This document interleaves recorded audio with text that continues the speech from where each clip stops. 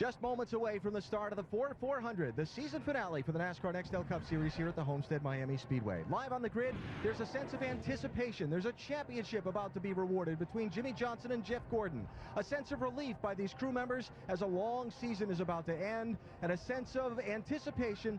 Somebody's going to win this race and ride 3 months of momentum until the next race at Daytona in February. It's all about to get started right now as we go to the head of the grid for the command to start engines and get this race going. Race fans, are you ready?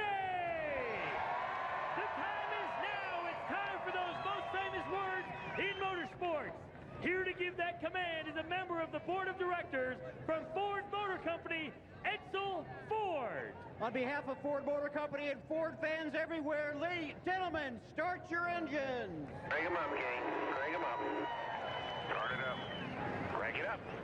Okay, fire it up. All right, guys. Just appreciate everything that I really do appreciate all the hard work. All the guys at the shop, all you guys, I appreciate it. And let's just go out here and have a good time, have a good holiday season here. So just thanks again, guys. It's been a lot of fun this year, and let's do it one more time. 43 of NASCAR's finest are buckled up and ready, and folks, 400 miles from now, we are going to crown a Cup Series champion. Take a look at our starting grid. Points leader Jimmie Johnson starts the race today where he's finished the last 4 weeks in a row at the head of the grid. He'll be flanked by Penske Dodge driver Ryan Newman. By the way, Jeff Gordon will start back in 11th position. Now, while you watch to see where your favorite driver will start, let's visit with our in-race reporter. We're going to finish the year right the way we began the year, visiting with the driver of the Office Depot Ford, Carl Edwards, who starts 10th today. Hey, Carl Edwards, Rusty Wallace, ESPN, you got us? Rusty, I got you. Just talked to your brother Mike. Hey, buddy. Hey, Carl, you had the chance to race last night in the Busch race, and you ran great. You finished 4th. Hey, what'd you learn that's going to help you here tonight? I learned that the track's going to change just a little bit, but not quite the same way I thought it was going to change when the sun went down. So hopefully that helps us tonight. But yeah, we got a great car. The guys have been doing a good job. We qualified better than normal, and we want to dedicate this race tonight to my buddy Bob Healy's family. He passed away yesterday. He's a car guy, a good guy, and hopefully we can have a good showing for him and all our fans. Hey, Carl, last night we watched the leader of the race last night spin on that narrow pit road coming to the pits. I mean, has that area got you concerned? Yeah, you're right, man. I didn't have to make a green flag pit stop. I watched Kevin Harvick go down there and just get all over the brakes. I saw, David Reagan lost it coming onto pit road, just doing everything he could. It's a tough pit road, so I'm going to be real cautious, especially if this car is real good. That's a bad place to make up time, the way it looks. All right, buddy, man. You have a great race. We'll talk to you later on. All right, cool, Rusty. Nice talking to you. Talk to you later. Well, the man who has led Carl Edwards to 3 wins on the season this year, his crew chief, Bob Osborne. Let's visit with Bob. Hey, Bob Osborne. Andy Petrie up here in the booth. You got a copy? Sir, Andy, how are you? Hey, I'm doing great, Bob. Hey, this track's going to cool down a lot tonight as the sun goes down. How do you expect that to affect the balance of the cars? Well, I expect the track to free up a little bit. We'll see how that goes. So you're saying the track's going to loosen up as we go? Yeah, I sure hope it does for how we're set up right now. Well, that's not the way I thought it would go. I thought it might tighten up, but that's another angle we'll be looking for, and we appreciate you talking to us, Bob. Have a good race. Too, thank you. Carl Edwards has started 3 times at Homestead Miami Speedway, and he has 2 top 10 finishes, but has yet to go to victory lane. We'd like to change that here today. Back after these messages and a word from our ABC stations. ESPN's coverage of NASCAR Nextel Cup Series Ford 400 on ABC. Brought to you by the Ford F-150, built Ford tough. Coca-Cola, thanks for drinking. Pennzoil Platinum, full synthetic motor oil with adaptive molecules. And Aflac. Want to meet Carl Edwards and the Aflac Duck? Visit AflacRacing.com for more details.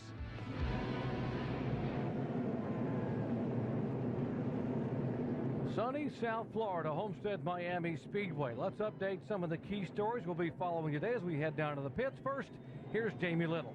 Well, Doc, all the talk has been about the 24 and 48. How about a contender who's really hit his stride the last 4 races? Matt Kenseth has moved from 12th to 6th in the points. Now, I talked to his crew chief, Robbie Reiser, sitting right in front of me, and he told me they feel they are the only team that has truly challenged the 48 the last 4 weeks. He expects nothing different tonight. They have nothing to lose. They're going for the win. And they're also racing with a little added emotion. After a 10-year union of driver and crew chief, this is the last race that Robbie Reiser will be on top of the pit box for Matt Kenseth. They're going all out. They want to finish on a high note with a victory. Let's go to Mike Massaro. Well, Jamie, for Jeff Gordon, the drive for 5 has been a long and at times seemingly endless journey. It has been 6 years since his 4th and most recent title, and once again, the path to an elusive 5th crown has hit a crossroads. After falling 86 points behind a week ago in Phoenix, Jeff Gordon said, quote, "It's over." This week, though, he backed down and said, "We're not going to give up without a fight." But to win the championship, he'll have to overcome history. No eventual champion has overcome a deficit larger than 30 points in the final race to claim the championship. Jeff Gordon is trying to do that. Can he pull off the Miami Miracle? We'll find out in just 400 miles. Dave? Mike, this is Jimmy Johnson's pit box at the head of pit road. Today, it can accurately be called the nerve center of the 48 team. Here the data is stored that's been collected over years of racing and the 2007 season that's made this 48 team so successful. Strategists and engineers have put that information together and will try to apply it tonight to the 48 car with the help of their driver. On the track, Jimmy Johnson will be communicating data all night long to his crew. But in NASCAR, there's no direct electronic data link between driver and crew. That means that they'll have to do the best they can with Jimmy on the track from the pit box. And that's where the human nerves come in. These very smart people will be going crazy all night long, not knowing exactly what's going on with the 48 car. Doc? How pumped is that team right there to win this championship, and what kind of leader is Chad Knaus? Let's listen in to the radio. Guys, let's go out there and have some fun today. It's a short race, 400 miles, 267 laps. It's going to be a good one. It's going to be a lot of fun. Nice and easy, guys, just like what you did last week. 13.5-second pit stops, that'll get that done, just like I told you guys in the meeting. Thanks for your help this year, guys. I really appreciate it. Lots of confidence on that team as they prepare to try to win 2 titles in a row. Onboard cameras, 8 high-definition onboard cameras today. We'll be riding along with the number 11 car, Denny Hamlin, starts 32nd in the FedEx Freight Chevy. Kevin Harvick starts 8th in the Shell Pennzoil Chevrolet. Jeff Burton starts 9th, the AT&T Chevy. Dale Jarrett starts 26th in the UPS Toyota. Ricky Rudd, 38th in the Snickers Ford, his 906th and final start in an illustrious 32-year career. Tony Raines, 42nd, the Texas Instruments DLP Chevrolet. Carl Edwards, our in-race reporter, already heard from, 10th in the Office Depot Ford. And Clint Boyer starts 19th, the Direct TV on-board camera. 2 drivers trying to win a championship. Jimmy Johnson has the points lead, the confidence, all the momentum, 4 wins in a row. Jeff Gordon, the experience, the focus, and the fire in the belly to win his 5th championship. Star-studded field. Final race of the year. 7 former Cup champions, 5 former Homestead winners, and 2 Indy 500 champions as the green flag waves at Homestead, Miami.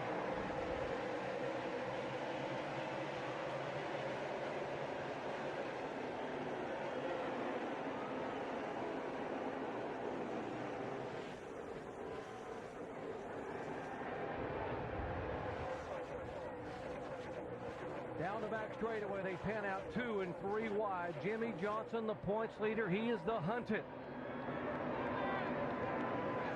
And right now, Jimmy Johnson's dead on the bottom of the racetrack. We saw last night in the Busch Series race, that was not the groove you wanted to run. You want to be on top of the wall, but Newman turns them loose and lets Jimmy Johnson take the lead. Check that off. That's 5 points that Jimmy Johnson needs right there. He can put that in the bank, and now he can just go down and just start getting down to racing. Started to say that Newman was really roughing him up for a little while, just wouldn't let him have that lead, and sailed down the back straight into turn 3, guys. But now Johnson's kind of thought a little different. He's just backing up a little bit, being a little conservative now, and letting Newman, it looks like Matt Kenseth, go for it right now. It looks just like if Jimmy Johnson just backed off the throttle and said, okay, I got those 5 points. I'm just going to sit here and be not so much conservative, but I'm not going to be as aggressive early. Here's Jeff Gordon starting back in 11th position. Now he will try to pick them off one at a time on the inside of the 31 car. That's Jeff Burton. Remember, Jeff Gordon has to get there. He's got to get there and lead as many laps as he can and try to win this race in order to have a shot at catching Jimmie Johnson for the championship. Alan Bester. Doc, let's talk about the condition of this 24 car after the final practice yesterday. When he gets down to turns 1 and 2, the middle of the corners there were what crew chief Steve Letarte told me this morning they were trying to improve with the adjustments they made in the garage, but they needed to do that without making the back end too out of control getting into turn 3. Watch the center of 1 and 2 there, and the entrance to turn 3 as there's a challenge for the lead as you watch that 24 car. But guys, right now, the 17 car, Matt Kenseth, he's been strong the last 3 or 4 weeks. A lot of second place finishes, third place finishes, been very, very fast. And we said early, if this guy qualifies good, he always races good. And Andy right now is proving us right. Taking the lead now, and that's not, you know, Matt Kenseth is the guy that usually shows up late. But he gets his car right, but he's got his car right early here. Almost makes me wonder a little bit about his setup later in the race when this thing's going to cool down, and these guys may have to adjust on it because he looks awful good right now. Well, we saw last night the whole complexion of the race really changed when the sun went down and the track cooled off, and that's where the drivers are going to have to keep up with it, especially Jimmie Johnson and Jeff Gordon if Gordon's got a shot. Kansas trying to hold on to the lead, the 12 car of Ryan Newman. It has been a long time since Newman has gone to victory lane. Ryan Newman trying to get back there. 80 races ago, New Hampshire back in September of 2005, the last time the driver of that 12 car has been able to celebrate. He'd like to do it here in the final race of 2007. Yeah, Newman really loved to close the deal finally here at Homestead. He's just had such a struggle the last couple of years trying to get this car to handle, but this is his style of racetrack. It's fast, it's high bank, and that's what Newman really likes. See these guys already using the whole racetrack all the way up against the wall down to the line, down to the white line on the bottom. Well, I really expect them to do that right now, Andy, because the track is kind of hot and slick at the moment. You know, when it cools down, the whole thing's going to change. But what we saw last night, those guys right up against the wall, and that was the fast way around this place. Now you see Matt Kenseth coming off this corner, and he was all the way against the wall. And there's the 31. He has been real high in the corners. Jeff Burton. 31, Burton brushed the wall. You see him slowing down now. He was running in the 9th position. Teammate Clint Boyer going by, looking back at Kevin Harvick. Guys, it looks like Burton actually brushed the wall a little bit, got some rub on the right front tire, it looks like. Let's take a look at this again. He sails off into turn 1, Andy. Just gets a little too high in the rear and gets off underneath of it. Well, here's the problem with running high this early in the race. That groove's going to be real good all the way up to the wall later. But early in the race, there's a lot of sand, a lot of grit. These guys got to clean it off. And Jeff Burton, that's where he ran all night last night in the Busch race, and I'm sure that's where he wanted to go early in this race. But the track just wasn't ready yet. Right now, Burton's just hoping like crazy for a caution flag to get back in this thing because he's got smoke coming off the right front tire of that 31 Chevrolet. Yeah, by the way, Jeff Burton won that NASCAR Busch Series race here last night. Yeah, more on Jimmie Johnson as we head down today. And already you guys have talked about using all of the grooves on this racetrack. There was one person involved with data communication that I didn't mention in my earlier story. It's the eye in the sky, the guy on top of the roof, Stevie Reeves, the spotter, who is participating already, giving important information to Jimmie Johnson that the field has cleaned off the track. All grooves available, everywhere has grip. Use the track where you want to. Well, except for that one little spot Jeff Burton found getting in the corner, it's all pretty good. But it'll take a little while for that last 6 feet or 6 inches of the track to really get clean up there. Andy, that's pretty good advice, though, from the spotter, because the spotter's watching everything. And for the most part, the track is cleaned up. But, boy, right on the top, on the entry of 1 and 2 is where Burton got in trouble. You can't get that high this early. Casey Kane now moving into position in the 4th spot, so looking for win number 1 in 2007. Already been a tough weekend for Casey Kane, involved in an incident. Investigations ongoing between Casey and an unidentified security guard here at the Speedway on Friday, and a spokesman for Kane said he was headed back to the motorhome lot with his fire suit on, and a guard stopped him. There was a concern over a credential for his brother, and the security guard ended up, I guess they bumped each other, went to the ground, and it's an ongoing investigation. NASCAR also, by the way, looking into this incident that took place on Friday here at Homestead, Miami. Early laps here. Lap number 10 of 267. Matt Kenseth, the early leader. Newman, Johnson, Kane, and Kurt Busch in the top 5. You're watching ESPN on ABC. Welcome back to the Ford 400 NASCAR Nextel Cup Series season finale. Homestead Miami Speedway. 6th consecutive year NASCAR has come here to crown a champion at the finish line of this 400-mile event. 2 car, Kurt Busch on the move. There's the 2 car. Kurt being able to go by Jimmy Johnson to take away the third position. Matt Kenseth still the leader. Ryan Newman, his Penske teammate, in second spot. The next one to get to that 48 is going to be the 24. Watching his lap times are pretty quick, too. Just about as quick, if not quicker, than Kurt Busch. So he's on the move also. Yeah, you can tell Jeff Gordon's on it right now. He's been running the bottom of the racetrack, a pretty unusual line for the most part. But Jimmy Johnson chasing Kurt Busch right now. Notice he's a little more conservative. Take a look at the 31, guys. He bumped the wall early, and now the right front tires went down on it. There it goes. He's just got to watch the entry of pit road now. We watched David Reagan spin out there last night in the Busch Series race. It's very narrow pit road. I don't want to make that mistake. Let's put 4 on, but we got to make sure the right front's not rubbing. You never want to have this kind of trouble, but if you're going to have it, this is the time. Have it early where you can make all this time back up. And Burton's done a good job getting his car on pit road. If he goes a little faster, he's going to blow the right front fender off with the tire coming apart. Tony Stewart sawing that wheel. Jamie Little. And Jeff Burton in his pit box, of course, guys, you saw him get a little high. He said it's his right front went down. They had a little bit of fender damage. So Jeff Burton came in and said, it's definitely the right front, guys. Fix it. Pull that fender out. You see him doing it there on the left-hand side. Very costly for Jeff Burton, guys. Well, Jamie, you could tell that was going to be a problem early on because when he got in the wall, we saw a lot of smoke off that right front tire, and he kept going. And I was very nervous that this thing might go down, and it finally did. But now, he's just got to make the ground up. He's going to have a lot of ground to make up. He's losing his second lap right here as these leaders go by. So what he's got to do now is try to get this car back out there and get in position to get that lucky dog, because right now he's the only car that's down a lap. Yeah, he's got an opportunity to get that done right now, Andy. As you said, he's the only one down a lap.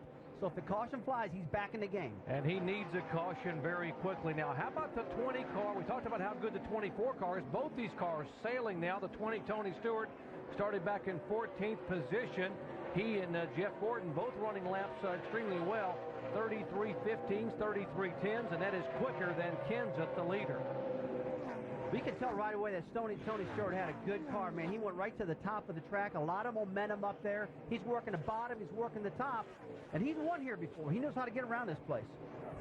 He's won here before, but he's never won on this configuration. That's the only thing he's got to figure out is how to work this banking now. I guess what I meant, I think he's won a championship here, though, in this particular configuration on this track. So, yeah, it's he knows he's mile and a half. He's probably loving it out there right now. Yeah, he won the very first 2 events they ran here back in 1999 and 2000 when it was 4 and 6 degrees of banking. Now it's a progressive 18 to 20 degrees. The 1 car, Martin Truex there in a battle with our in-race reporter, Carl Edwards, as these guys battle for 7th spot. Jerry, when he unloaded here on Friday afternoon for the very first practice session, he told us, he said, this is the best car I've had all year long. This thing feels good. It's fast. And right now, we just got to see if it's going to stay that way because he has not yet been able to practice this car at night yet. Dave? And guys, right now as we're getting a report, maybe there's something going on with the 24. The 1 car had a scare yesterday in final practice. He had just told his crew chief, Bono Mannion, that the top line was running great for him. And on the final lap of final practice, he scraped the wall right in there somewhere between turns 1 and 2. They repaired the whole right side of that car and got it back together. But Bono said, we think we'll have a pretty good race car, but that was close. Man, take a look at the 2 car Kurt Busch and the 12 car Ryan Newman, the teammates. They're actually running down Matt Kenseth just a little bit right now. And these guys want to end the year on a high note. Kurt Busch has already won this year. But Newman, he's on a dry spell. Kurt Busch won here from the pole in 2002. Remember, he came here in 2004 as the pole sitter, went on to win a championship by a scant 8 points over Jimmy Johnson. So he's had pretty good success here, trying to get up a win here at the end of the year. And the guy behind him, we told you about how Ryan Newman's now had an 80-race dry spell. How much does he want to win for not only for himself, but for this Penske operation? Well, he knows he's got 1 shot to go, and that's it, Jerry. He's got to get it done today if it's going to happen this year, that's for sure. The Ford of Matt Kenseth showing the way here in the early laps. A couple of Dodges behind him, Kurt Busch and Ryan Newman. And then 3 Chevrolets, Jimmy Johnson, Jeff Gordon, and Tony Stewart, with Martin Truex closing in a hurry. 24 laps are complete. Back with more from Homestead in a moment.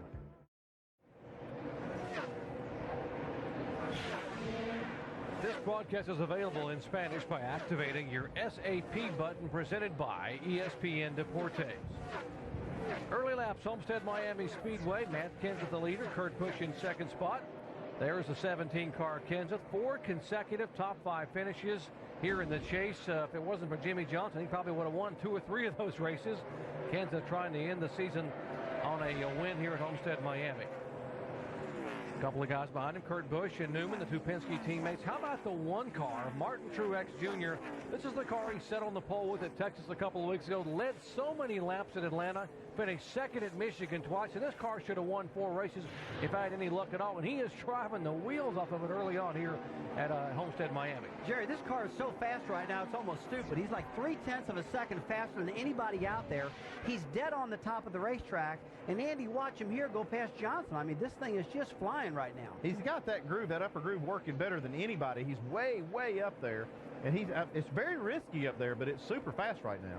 I mean, he's got 236 laps to go, and he's on the wall every single lap. I mean, to me, it doesn't give you any room for error. He's already hit the wall in practice. They had to, down there this morning, we just heard him talking about it, the whole right side was beat up. They had to re-decal it, fix all the fenders, and I'm going to predict that he's going to hit it again before the day's over, as close as he's running to that wall. How big would this be, though, for DEI? Everyone's talking about Dale Earnhardt Jr. leaving after this race and going away to Hendrick Motorsports, but in terms of momentum internally for Dale Earnhardt Incorporated, the organization, if they can get a win here with Truex or even the 8 car. It will be huge for these guys to win, especially if the 1 car was to win, because he's going to be the leader. He's going to take over the leadership role of that team, and for him to go out of here with a win would be huge.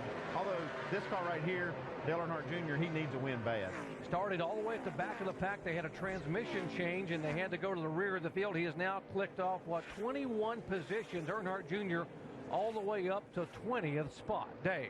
And Doc, here's why they changed their transmission, why it broke. It's crazy. He's had such a bad year that his garage selection this weekend was all the way down towards turn 4. The cars exit the track, and the guy in the very last garage area has to make a hard U-turn to get into his garage stall. You can't do it. Junior had to back up, go forward, back up, go forward. People were getting clogged up behind him. He had to hurry. Eventually, using reverse all that much in practice, it wore out. That's why they had to change the transmission, and by NASCAR rules, they had to start at the rear.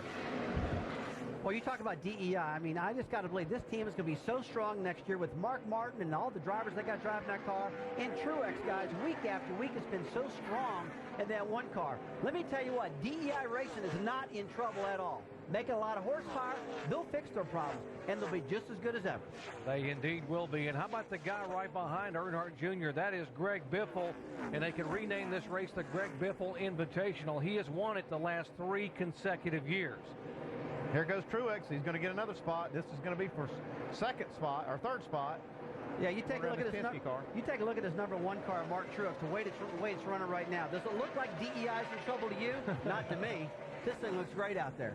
Not at all. And remember, now Mark Martin will share that 8 car next year for DEI with U.S. Army cars on it. He and Eric Almirola will split that car. So they're going to be awfully stout in 2008. I tell you what, if he quits, if he stays running so high and gets in that wall, he's going to be in trouble. I wish he'd give that wall just a little bit of a breathing room, Andy. This last time by, about 6 inches off the wall.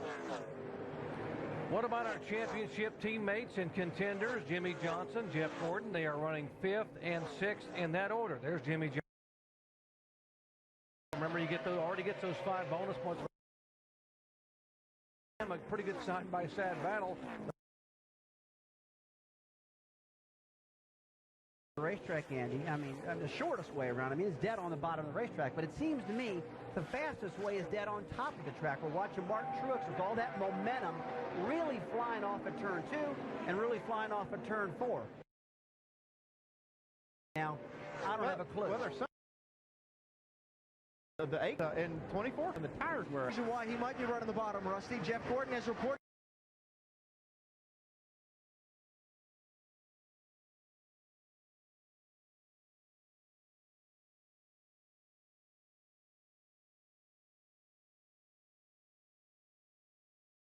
The front end of his car losing grip under throttle. So that means in the center of the corner, when he gets back to the gas, the front end starts to slide. So he needs more room to exit the corner than if that front end were gripping properly. Maybe he's moved to the bottom to give himself that more room so he doesn't have to get out of the gas, leaving the corner, and lose more time than he would otherwise.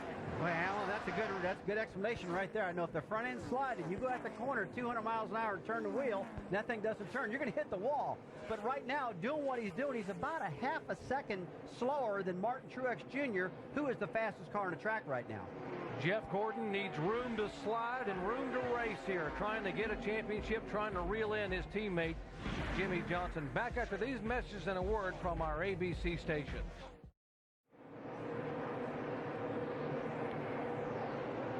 Welcome back to Homestead Miami Speedway. NASCAR Nextel Cup Series season finale. We're getting ready to crown a champion here. These aerial shots from high above, courtesy of our good friends at Goodyear, the official tire of NASCAR, helping NASCAR drivers get to the finish line for over 50 years.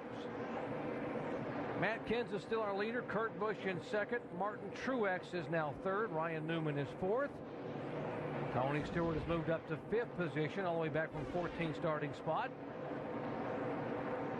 Doc, we've been talking about Martin Truex and Matt Kenseth a little bit now. We've talked about how fast Truex been, but now the last couple laps, Kenseth has actually matched his time, so it looks like he's not catching them now. They're really holding their own. And right there, Kurt Busch is just hanging in right in the middle. His lap times are varying back and forth a little bit, but it appears now the two fastest cars in the field are the one car, Truex and Kenseth. But what about Jeff Gordon, the 24 car? We told you Gordon has had 4 consecutive wins and built an 86-point lead. It's been a while since Jeff Gordon has been able to go by the 48.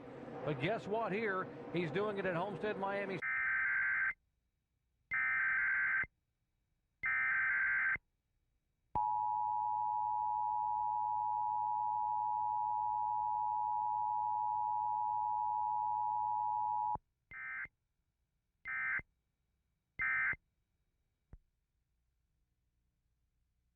Guys seem to be good when it counts at the end of the race, and that's what you'll see here with these guys. They don't have the fastest car the whole day. They work on their cars. They keep working on them until they're the fastest when they need them to be. Early in this race, how about a couple of guys here that Dale Earnhardt Jr. will be driving for Hendrick Motorsports next year? And how about Earnhardt Jr. just sailing by the 5 of Kyle Busch? It looked like Kyle Busch cut the switch off when they came off that corner. That's just a real illustration of how that momentum works here.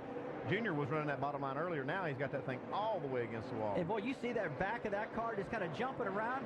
I mean, him and Martin Truex are doing exactly the same thing. Same type of chassis, dead on top.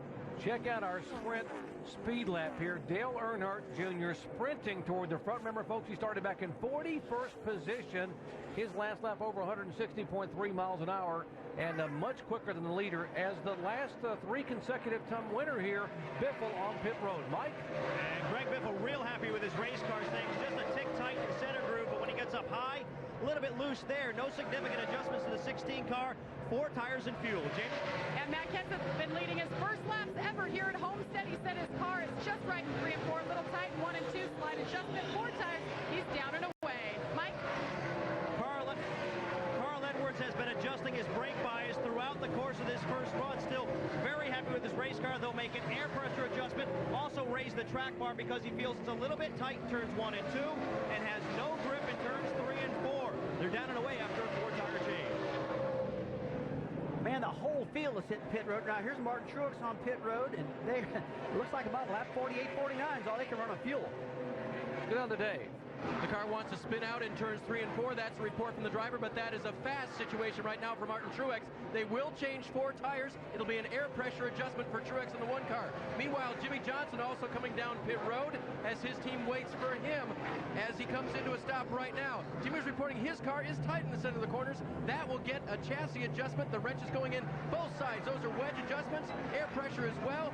Chad Knaus telling his driver, we'll try to free you up a little bit, buddy. Tires going on the left-hand side. And now he leaves pit road. Alan. And you see Kurt Busch on the left-hand screen pitting from 2nd place, where he's running before the round of pit stops started. Trouble in turn 2. Trouble in the pit entrance. Caution is out. Caution is out. 29 coming in. Stay low. 8 car, Dale Earnhardt Jr. sideways. You see him getting back on the racetrack. The 29 of Harvick down there trying to avoid trouble as well. And caution comes out as you see Jeff Gordon in the pits for his first stop of the day. Left side tires, Steve Letarte and crew are going to get 4 tires on. You hear most of these guys complaining of the cars being tight. All clear, 42 to the cone, 42 to the cone. It's going to shuffle them up a little bit because all of them had not made their pit stops. Yeah, you got half of them on the racetrack, half of them on pit road right now, Andy. This has got everything totally confused right now when it comes to pit strategy.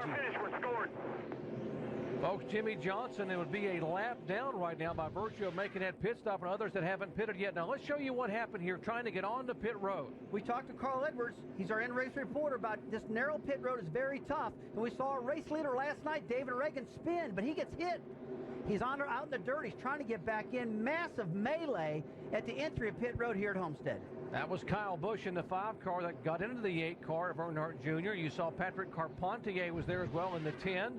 There's the damage on the left rear of the 8 car. And we are being told that NASCAR is going to call the 8 and 29 in for commitment cone violations. Once you come to that commitment cone, you got to come on the pit road. And he came back on the racetrack. They definitely violated the commitment cone. They were both crashing as they went by it. Yeah, to avoid that 8 car not to hit him in the side door there, you know what I mean? Hey, you got these leaders right here.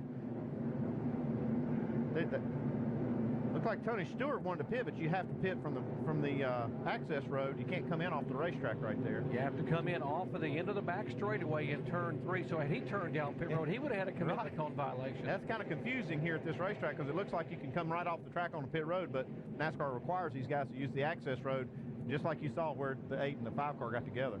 You know, it makes you wonder. We saw last night in that Busch Series race when David Reagan spun out and crashed on the entry. It's got to be in these drivers' mind because this road is so narrow. I mean, there's been many cars sliding off in the dirt trying to pit. Looks like his 5 car's got some damage. He's got a lot of damage on that headlight door. Alan? Kyle Busch was one of those guys who had not yet pitted before that caution came out, which could turn out to be a good break. We'll have to wait and see. He does have some damage behind the left front wheel and in front of the left front wheel. They've got fender damage there from contact. You see them also working around the right front side of the car. So nose damage on this machine from that whole scramble there. That brought the caution out in the middle of the green flag stops, and that's too bad. Casey Kane, when Kyle Busch went by him on the racetrack, said that 5 car is going to win the race tonight. He had a good run going in the early part. Now those fenders, it's going to be hard on a fast track like this with those aerodynamics all messed up.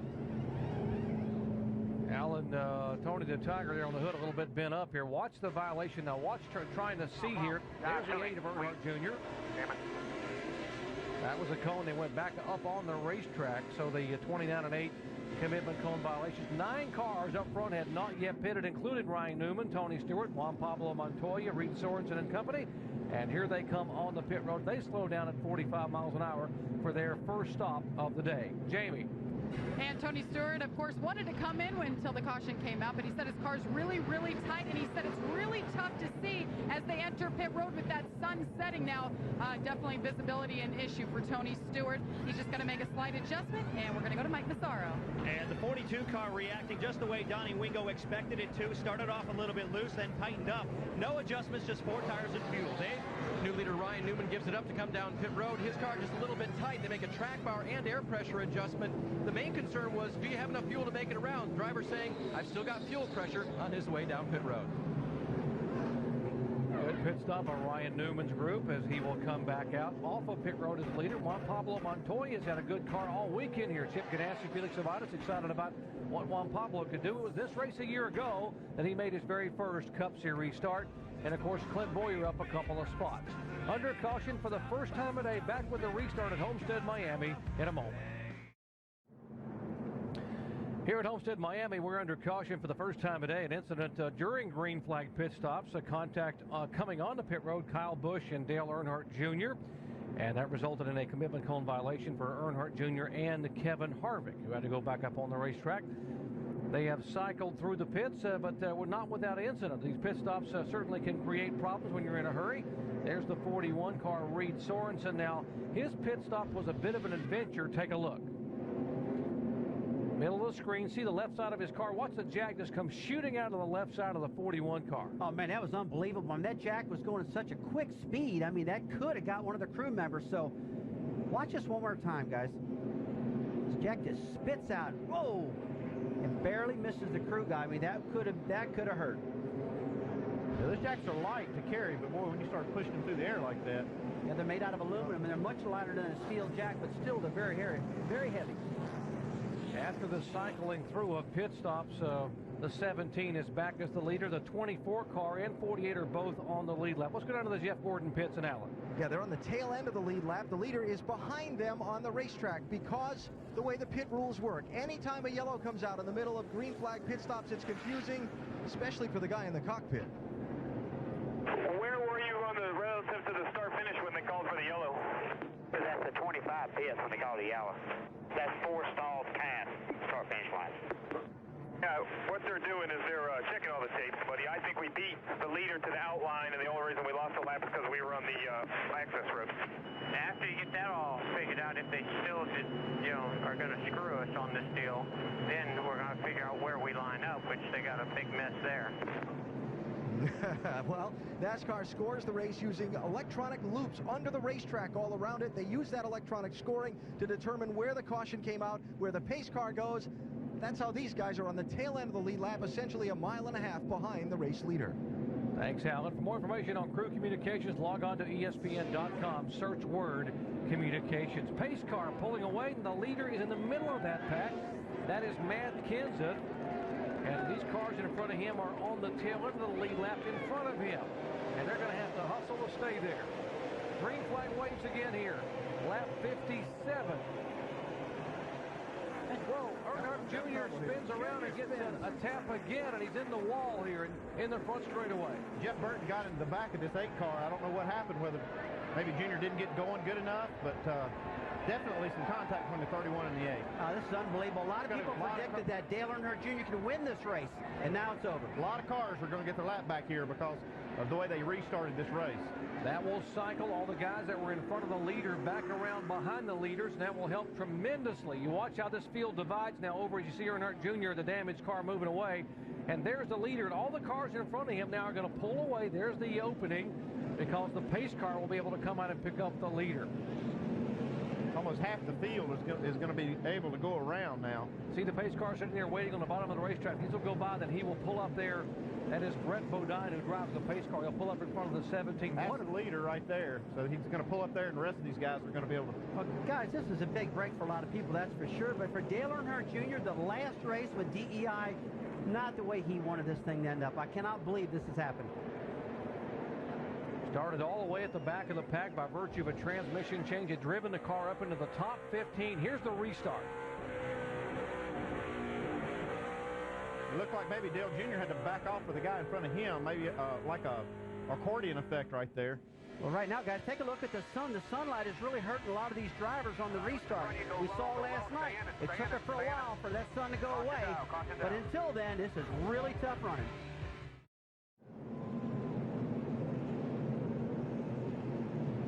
Back at Homestead Miami Speedway, second caution flag today. Cars on the back of the lead lap are on pit road. Take a look at who's pitting. The 48 of Jimmie Johnson, the 24 of Jeff Gordon. Alan Bestwick.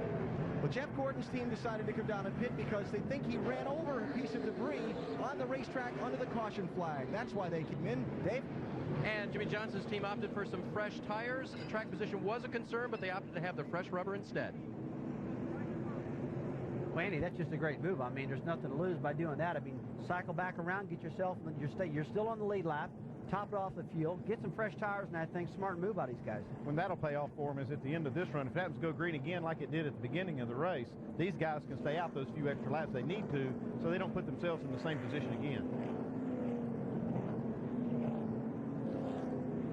At this time of day here at Homestead Miami Speedway, the sun really starts to become a factor. In fact, to see the driver, see this Jeff Burton trying to hold his hand up to be able to shade some of the sun that's coming off of turns 1 and 2. Let's show you how bad the sun is, and what you do is we head down to our ESPN Dish Tech Center and Tim Brewer.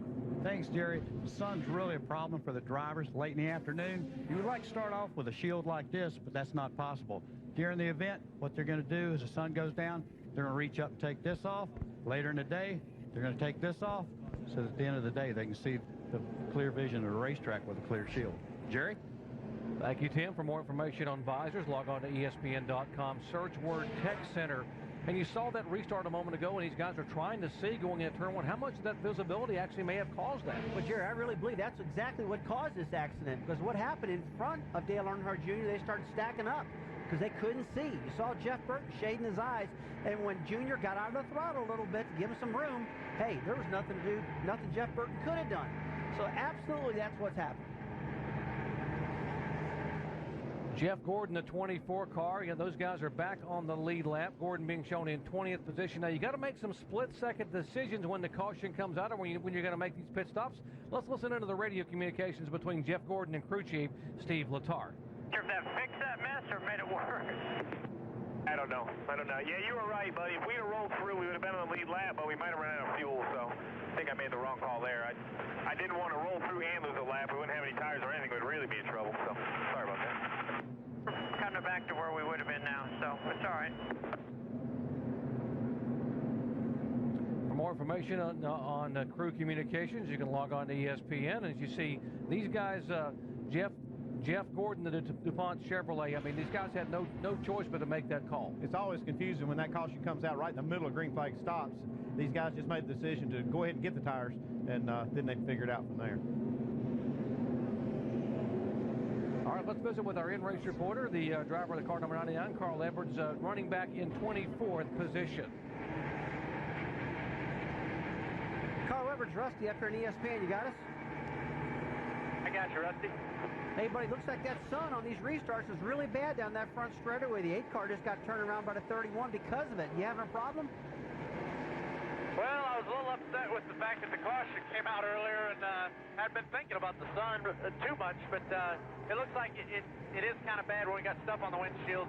But you know, hopefully that goes down soon, and we don't get too much more on the windshield. Hardest part was getting to my pit box, and I couldn't see a thing.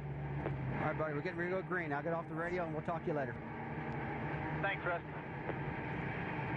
Carl Edwards tightening those belts, pulling down, staying nice and snug in that seat. Most of the crew chiefs and spotters will say tighten those belts as you get ready to go back to the green flag. By the way, Carl crowned as our NASCAR Busch Series champion just a couple of weeks ago here for 2007. What happens during the race, these guys, they'll settle in the seat a little bit, the belts get a little bit loose, and you have to keep tightening them all day long. And that's why we, as crew chiefs, remind these guys to tighten up the seat belts. 62 of 267 laps are complete. Matt Kenseth is our leader. He will lead the field around. We have 28 cars still on the lead lap as the pace car pulls away. Let's listen into our spotters as we go full throttle. Be ready here, coming to the green. Be ready, get to the tail. Green, green, green.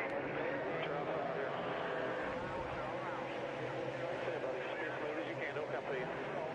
Outside. Come out, man.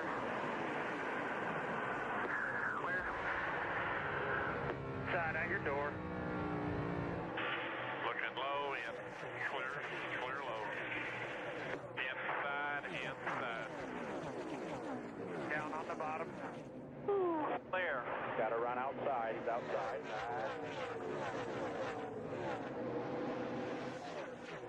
Hit him one by one. Do it fine.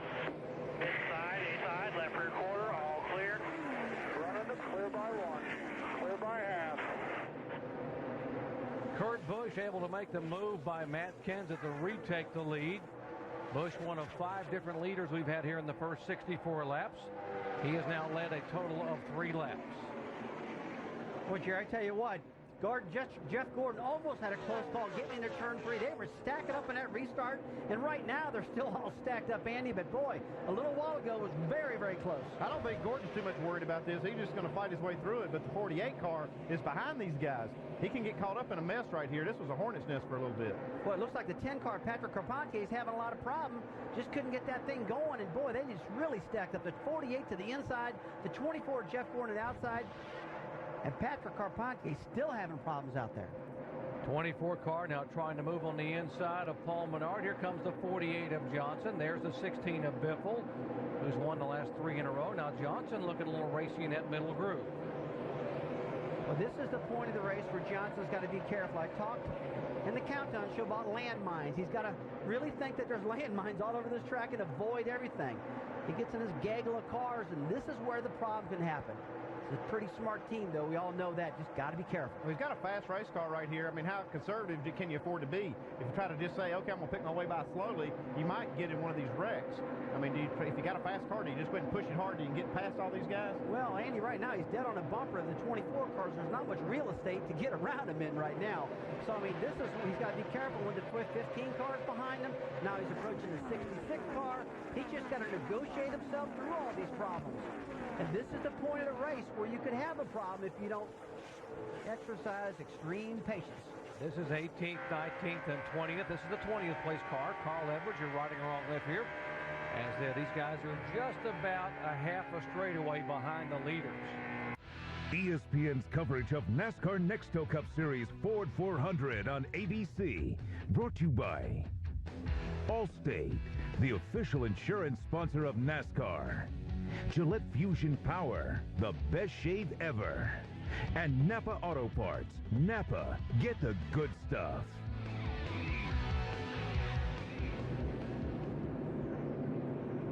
Sun setting here in South Florida at Homestead Miami Speedway. We are under caution for the third time today. That's the car number there, 15 of Paul Menard, the rookie driver, spinning it around as they have brought the car on the pit road to try to bend some of that sheet metal away. And let's take a look and see the view that Ricky Rudd had of what happened to Menard. Boy, Andy, it looks like that top groove, he just got a little too high, got out from underneath him. I didn't see anybody touch him. Just flat spun that car out. That thing just snapped around on Paul. Bangs the left side into the wall pretty good. They're going to have to fix some of that damage. Probably have some suspension damage. Here comes the leaders. Here they will come down 45 miles an hour. Second major pit stop of the day. Jeff Gordon's bunch is there. Jimmy Johnson's bunch are ready. We head down to pit road and Jamie Little. And Robbie Reiser, crew chief for Matt Kenseth, reminding him, come down to your pit box slow. We're going to do 4 tires. We're not going to make any changes. And Matt said, you guys need to direct me. I cannot see my pit box. The sun is a big problem right now. Alan? And Jeff Gordon, center box left screen, is pitting. He says that the car is better on the entry to the corner, but still the nose sliding a little too much off the corner. So they're going to try and make an adjustment here. It'll be a 4-tire change for the 24 car. David?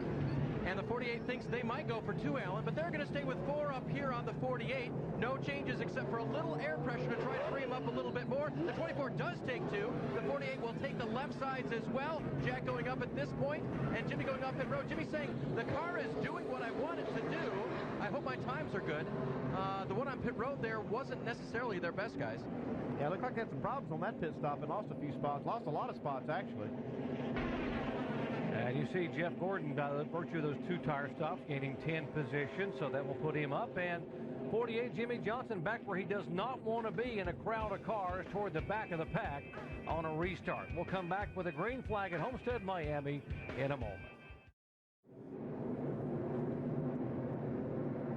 Final race in the chase in 187 laps. The Nextel Cup champ will be crowned. Story in the FedEx race rundown. Points leader Jimmy Johnson started the day on the pole on the first lap, picked up 5 bonus points. So now all he has to do is finish 19th to win it all. And the battle we're keeping an eye on, Jeff Gordon with the early pass on Johnson. Jeff Gordon marching towards the front. Jimmy Johnson did what he had to do early, getting those 5 bonus points. Now he's just out trying to maintain position.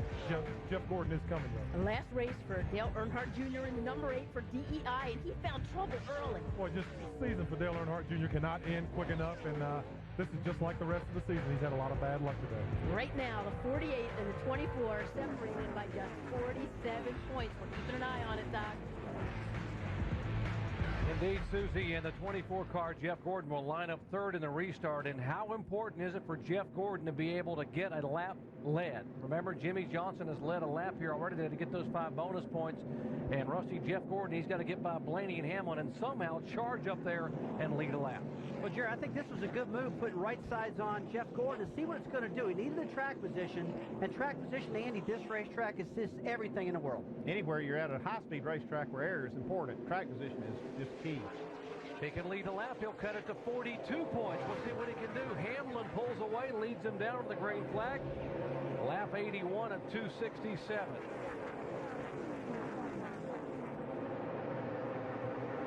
Jimmy Johnson mired back in 14th position back there behind Mark Martin in front of Carl Edwards, a gaggle of cars. There's the glare. You're looking back at Denny Hamlin from Jeff Burton's onboard camera. Jeff Burton's now back on the lead lap after all his problems. He's worked his way back now, where he's not just a lucky dog. He's on the lead lap in front of this 11. But here comes Denny Hamlin. He's challenging him back for this lap. Well, how about Matt Kenseth? He's gone by Gordon to try to move his way to the front. Here comes Kenseth on the high side, the 17 car. Well, it appears right now the 2 right side tires for Gordon aren't coming in very good at the moment, although before we judge it, let's let him run some more laps and see if that car settles in, because that's generally what happens to right side tires. Rolling the dice for Gordon. 2 tire changes for the second time, and he's trying to hold his position. Here comes Truex, who's been awfully good on the bottom to take that spot away. Well, I just saw the 24 just wiggle in the back of that car up off of turn 4. Means it's a little loose right now on those 2 right side tires, and the rest of these guys got 4 tires. They're just driving off at the moment, so this might not be paying off. Again, let's watch this a little longer, though. Tells me that Jeff Gordon's driving that car extremely hard right now, too. You can see how he's sawing that wheel. And we heard him complaining how the nose of the car has been sliding up across the racetrack. He was lacking so much grip, just like that. The one car just slipped up across the racetrack. I think he went up there to see how the grip level was up there because he's been running there the whole time. And what they do is they run the laps on the bottom with the good tires, and then they'll move up. But I think Martin Truex just says, hey, my groove's up top. I'm going to go up here and run. Yeah, he's not even messing around with the bottom. I mean, he just threw that bottom away, went right to that top again, and he's just comfortable up there. Like he was headed to Key Largo. He just turned right going into turn 1 there, went way up across the racetrack. Now he's trying to race back by the 24 car and make that high groove work. Well, he was going the right direction, Jerry, if he wanted to go to Key Largo off of turn 2, heading south and getting on down there. A lot of good teams have stayed down there this week, had a good time down there. Kurt Busch in the 2 car coming into the picture there on the left side of your screen. Jimmie Johnson in the 48 car on the right side. Johnson still back in 13th position. Clint Bowyer behind him. A gaggle of cars around the 48. But take a look at Juan Pablo Montoya in the bottom of the racetrack on the left-hand side of your screen, folks. This car has been fast all day long. No fluke going on there. But the guy in front of him, Kurt Busch, just remember, this car has been fast also. Won a lot of races this year, that 2 car has. Guess who's back up front? The 17 car of Kenza trying to get back there. Denny Hamlin trying to stay there. Again, the 31 car, Jeff Burton, now on the tail end of the lead lap. Point is he need a caution flag in a hurry to be able to come back around and get his car dialed in, not get passed by these guys and put a lap down. See how Matt Kenseth is using that bottom lane right now. Like I said, the tires are very, very grippy. He can run down there, make time. But as the tires wear, you'll see even this 17 car go way up top like you saw with 1 car Truex. More on Matt Kenseth. We check in with Jamie Little. Well, Doc, you know, we've been talking a lot about this being the final race for the traditional car. Well, Matt Kenseth brought his favorite car. It's 2 years old. He's raced it a ton of times. It has multiple wins under it. He loves this car, and tonight it's the same. He's loving it. He thinks he can bring it home to victory. After all, it's been since February since he won a race. And as I mentioned earlier, this is his final race with Robbie Reiser as his crew chief, and they would want nothing more than to go to victory lane and then, of course, retire the traditional car. You're exactly right, Jamie. They would love to give Robbie Reiser a great send-off in victory lane here as he becomes the general manager of Roush Fenway Racing. You see the left side of your screen, Kenseth goes by and puts Jeff Burton, his buddy, a lap down. They were former teammates at Roush Racing years ago. Right side of your screen, you see Jeff Gordon still running the bottom of the racetrack trying to hang tough with the 42 car and the 20. Montoya and Stewart just go sailing by. These 2 tires are not working for the 24. It was a good gamble, but it's just not working for him right now. No, it's definitely a great idea to go for track position because they had no idea what the car was going to do on 2. So they just had to try and go for it. Alan? And Rusty, just remember, this is the 2nd consecutive stop. They just took the right side tires. On the stop at lap 60, they just took rights. Then on the stop at lap 78, they just took rights. Steve Letarte trying to get himself some track position and get his car toward the front. Right now, they're just kind of mired back in the traffic. He'll have to play a few more games, I would assume, a little bit later on if he's going to try and extend any kind of advantage over the 48 car. So Andy Steve Letarte rolling the dice not once but twice on the right side tire. Well, he's in the position of gambling. It's not going to hurt him if they don't get a good result out of this. They do have a lot to gain by gambling, and that's why you see them doing this. But the first time they did the 2-tire deal, they didn't have but about 4 or 5 laps on the left side. So I knew that, and I'm watching, but it really was kind of, really not hard. It's not easy to gauge it from that. But now this run, they had quite a few laps on the lefts, and it's not working. Well, you're exactly right what you just said. I mean, this guy has nothing to lose right now. He's got 2nd place in the points locked up, and if he's going to try something, he needs to try it early right now so it works at the end. How much of a gamble was it for Jimmie Johnson's guys to take 4 and get him back in this mess, back about 15th in the middle of the pack? I would have been a little concerned about that as well, but he seems to be clearing some of the traffic there, or trying to get by the 0-1 of Mark Martin. Well, you see Jeff Gordon losing spots right here. It's easier to have good tires and be on offense and pass cars than it is to be getting past like you see the 24. And I think for Chad Knaus, he made the right move putting 4 tires on this car. Jeff Gordon, left side of your screen, moving back. Jimmie Johnson, right side of your screen, starting to move forward. 91 of 267 laps are in the books. Right now, Jeff Gordon is 75 points back of the 48 car. You're watching ESPN on ABC.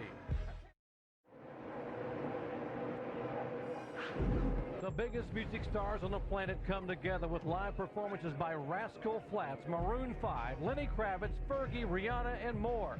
For the first time ever, your votes will decide who wins. Hosted by Jimmy Kimmel and broadcast live from the Nokia Theater, LA, the American Music Awards live tonight following the race right here on ABC.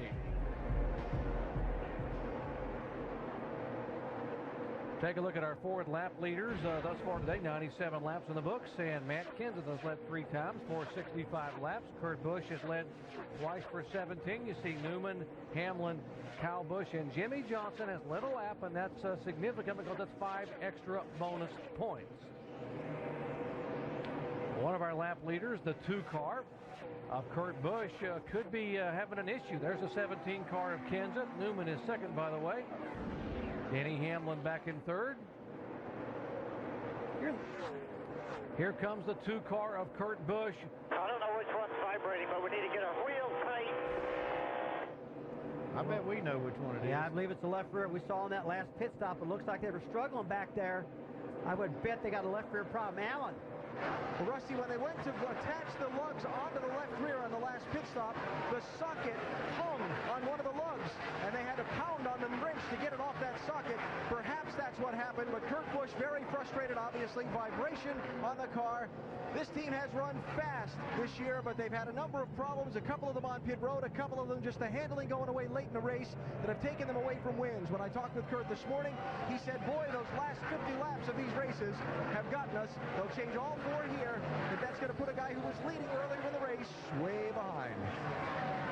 You always want to get 4 tires when you got that vibration. We've seen that bite quite a few guys this year. But we had a pretty good idea that this might have been the left rear tire that was loose on this car. See, on this last stop, this was not the last stop we just saw, but on the last caution flag stop, these guys were in here changing this left side tire. You can see they're struggling with the wrench. And the car leaves actually before the left rear tire changer was finished. They're definitely going to find some oblong holes in this wheel where it was run loose. And it looks as though there's the problem right there. The wheels are all oblong. The left rear obviously was left loose, and you saw it when the fella had the lug nut jammed up in the wheel. Crew chief Pat Tryson couldn't see that. Jack dropped, the car went off.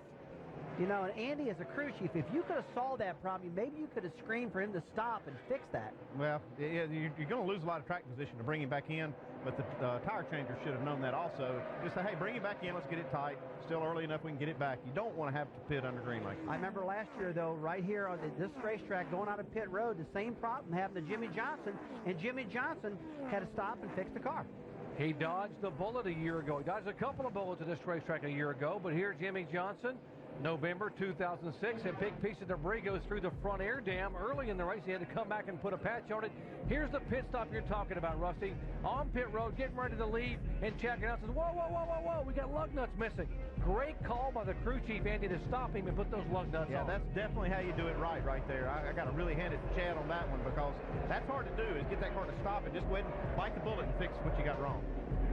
Now, he would go on and win the championship, folks, but just remember now, had he lost a lap last year, he would have finished no better than 21st here, and it would have been very close. So a critical call by the guy on the right side of your screen. What a leader Chad Knaus is. Jerry, to Pat Tryson's defense, though, with Kurt Busch's team, there were so many people around that left rear tire, and when that tire changer jumped back and that jack fell, that's always the key for the driver to go, and Pat just probably couldn't get a good look at that. I'll give you that about Pat Tryson, but that left rear tire changer, he knows that wheel's loose. I've changed plenty of those tires, and you know if you've got them tight or not. Well, there's very few of the tire changers say everything's fine. In their mind, they want it to be tight, and sometimes it makes it. A lot of times it doesn't. If you see that now when watching the video, what do you go to the left rear tire changer? What do you say to it? Well, there's not much you can say right now. You just got to make sure you hit all the lug nuts, be very, very deliberate, and make sure the wheels are tight from here on. That's all you can say. There's nothing you can't really get on him right now. You wait till Monday morning and talk about it. Maybe you just plant the seed. If you're unsure, come tell me. Exactly. That if we get a vibration, we might have an idea. Matt Kenseth, the leader here, has led 3 times for 73 laps. How about Tony Stewart, the 2-time winner here at Homestead Miami Speedway? Tony He set sail very early, started back in 14th spot, now being shown in second position. There's Tony in the 20 car, driving for Joe Gibbs, the coach. And boy, talking about the 20 car, I mean, he is about a tenth of a second faster than the leader at Kenseth right now. Ryan Newman, we talked about that 80-race winless streak. Boy, would he love to go to victory lane in this finale for 2007. Back in for it. Denny Hamlin, one of our chasers, who struggled a little bit in the chase here down the stretch, but having a good run here today, now being shown in the 4th position. The other Joe Gibbs car, by the way. Then comes the 5th place car, the one of Martin Truex Jr. Truex, this is the car he set on the pole with in Texas, nearly won at Atlanta. In 5th spot, behind him, leading Rookie of the Year contender, Juan Pablo Montoya in the 42, the 1-year anniversary of his very first NASCAR Nextel Cup start here at Homestead Miami Speedway. Well, the one car, they're looking at the right front fender, and it looks like it's got some damage on it right now. It's not slowing the car down much, but he must have got himself in an incident somewhere. Something doesn't look right on that corner. Yeah, I see that. I saw that earlier when we showed that. It could be some of the repair that they made on that car from the practice crash. They use a lot of these decals and wraps and whatnot to kind of repair that damage, and it looks like some of that's blowing off, so it may not have been recent damage. Yeah, he brushed the wall in the first of 2 practice sessions here on Saturday. They had to go in and repair the car, but it hadn't slowed it down too much because he's already led here today. Matt Kenseth, 4 consecutive top 5 finishes. He didn't get the win. He's just trying to do it here today. Back after these messages and a word from our ABC stations. Welcome back to the Ford 400 season finale. Homestead Miami Speedway here for the NASCAR Nextel Cup drivers. Aerial coverage from high above Homestead Miami, courtesy of our good friends at Goodyear, the official tire of NASCAR, helping NASCAR drivers get to the finish line for over 50 years. And folks, you can vote on which of those most memorable moments you think is the best. That's our AT&T Crew Chief Challenge. Is it A, the fight, B, the Daytona 500, C, Jimmie Johnson 4 straight, or D, Dale Earnhardt Jr.'s move? Text the word crew to 191 on your wireless phone and send in your answer. The results will be shown later in the race. Taking a Johnson and Gordon together again. That could be a pretty good country song here. 24 and 48. Jeff Gordon in 8th position. Jimmie Johnson back in 9th. The same thing we've seen all year long, guys. They just can't seem to get away from each other. And right now, Jeff Gordon needed to have extreme speed in this race just to blow the doors off that 48 and drive away from him, and he doesn't have it this race. I think he's going to have some speed when he gets 4 tires back on this car. I think that's what he's struggling with right now. Jeff Gordon in this 24. As soon as they get back in the pits and get 4, he'll be back in the game. Dave Burns? Yeah, and Andy, I think that's probably the biggest difference right now. Remember, the 48 did take those 4 tires. That is coming too. And the car's been good all weekend. On lap 99, Jimmy reporting, I think we're getting good when asked what the car was doing right now. So thinks he's getting good. Maybe just a tick on the free side, but not real bad right now. Alan? On lap 116, just a couple of circuits ago, Jeff Gordon reporting that his car is lacking front-end grip there, right through to the center of the corner. Now that in addition to lacking that...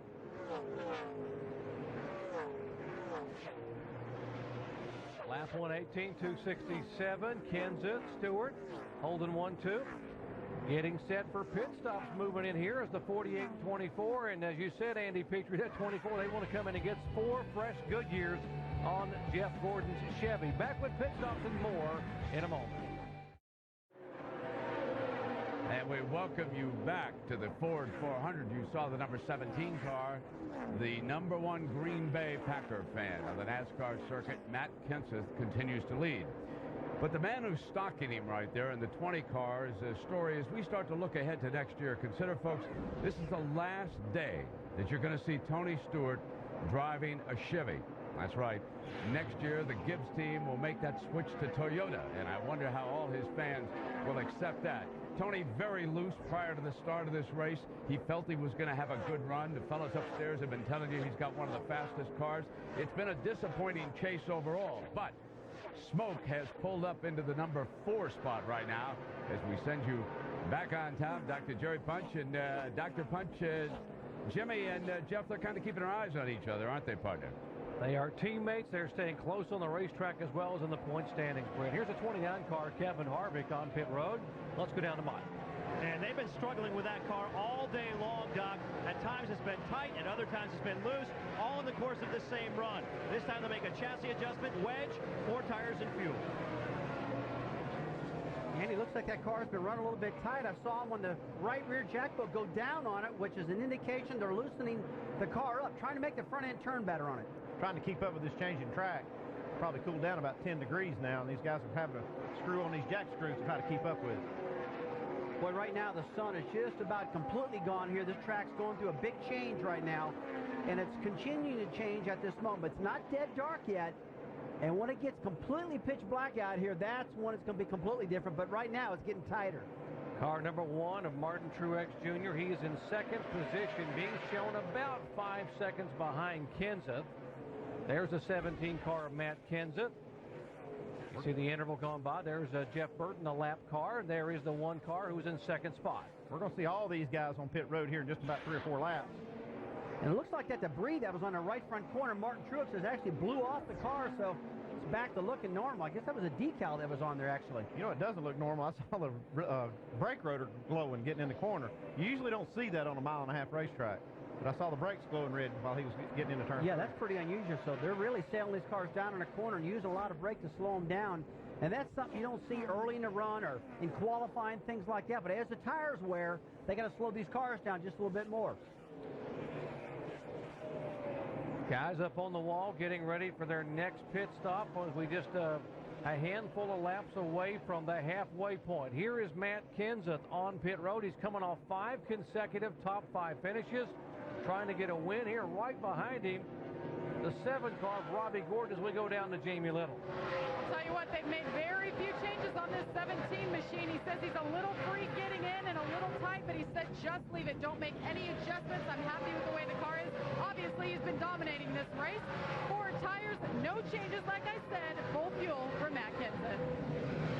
Dave? The 1 car of Martin Truex is on pit road. They made a 2-tire stop the last time down pit road. Definitely 4 this time for the 1 car, running very well. No wrenches going in the back window, so it'll be air pressure adjustments only for Martin Truex. Loose early, then the car came to him during the run. The 12 car of Jimmie Johnson, championship leader, right now padding his points lead over his teammate Jeff Gordon. The car is a little loose late off the corner. 4-tire change and an air pressure adjustment. Alan. Well, Jeff Gordon came on his radio just a little while ago discussing his car's handling after that condition I told you about. Said, you know, if we get 4 tires, I think we'll be okay. Well, he just cut him now and got out ahead of Jimmie Johnson, Jamie. And Tony Stewart has the same complaint a lot of these teams have. He said he's just a little free in the beginning, but as that sun sets, it's cooling down. The car is coming to him. That pit crew trying to redeem themselves after some bad pit stops last weekend. It's a good stop for Tony Stewart. Dave? And Ryan Newman is in that car real tight, according to the driver. They've already been on the right side. They finish up on the left side and send him down pit road. Mark Martin also on pit road in front of him. Pit stops, the order of the day. We are 3 laps away from halfway. And Juan Pablo Montoya in front of Mike Mazzaro. And Doc, they're going to make an air pressure adjustment on the 42 car. The only thing that Juan was really concerned with, he wanted to know if any fast cars were running the bottom groove. He was told no. He was considering running that groove. He obviously went against that. Meanwhile, the 26 car headed down pit road as well. Jamie McMurray making a stop, a 4-tire change. No major adjustments, just air pressure to that machine. Here's Casey Mears, a 25 car. He was being shown as the leader. Remember, he will move to the 5 car next year with Alan Gustafson as the crew chief. Still as a part of Hendrick Motorsports. Coming down for his pit stop on lap 132 at 45 miles an hour. They're cycling through this second section of major pit stops for everyone under the green flag. He heads down to Alan Bestwick. Yeah, it takes a long time to get there at that pit road speed limit, doesn't it, Doc? 4-tire change coming up here for Casey Mears. We talked about this being the last race for that number 25 for Hendrick Motorsports. Casey's car, he feels like the adjustments they made on the last pit stop helped. They're going to go a little more on this pit stop as they work toward the nighttime hours, and this track continues to cool. Mike? And Reed Sorensen looking for a clean pit stop. Remember last time, the Jackman hit the deck. This time clean, though. He's away. Pit stops continuing. You see Reed Sorensen exiting the 17 car, now cycling back as a leader. Now, this is a Roush Fenway car. We told you the guy who's won the last 3 in a row here, a Roush Fenway car, and that was Greg Biffle. And we had Greg Biffle as our guest there during our qualifying show in the pit studio on Friday, and he said when the track gets cool and the sun goes down, our cars get really, really good for us to change significantly when it starts to get dark.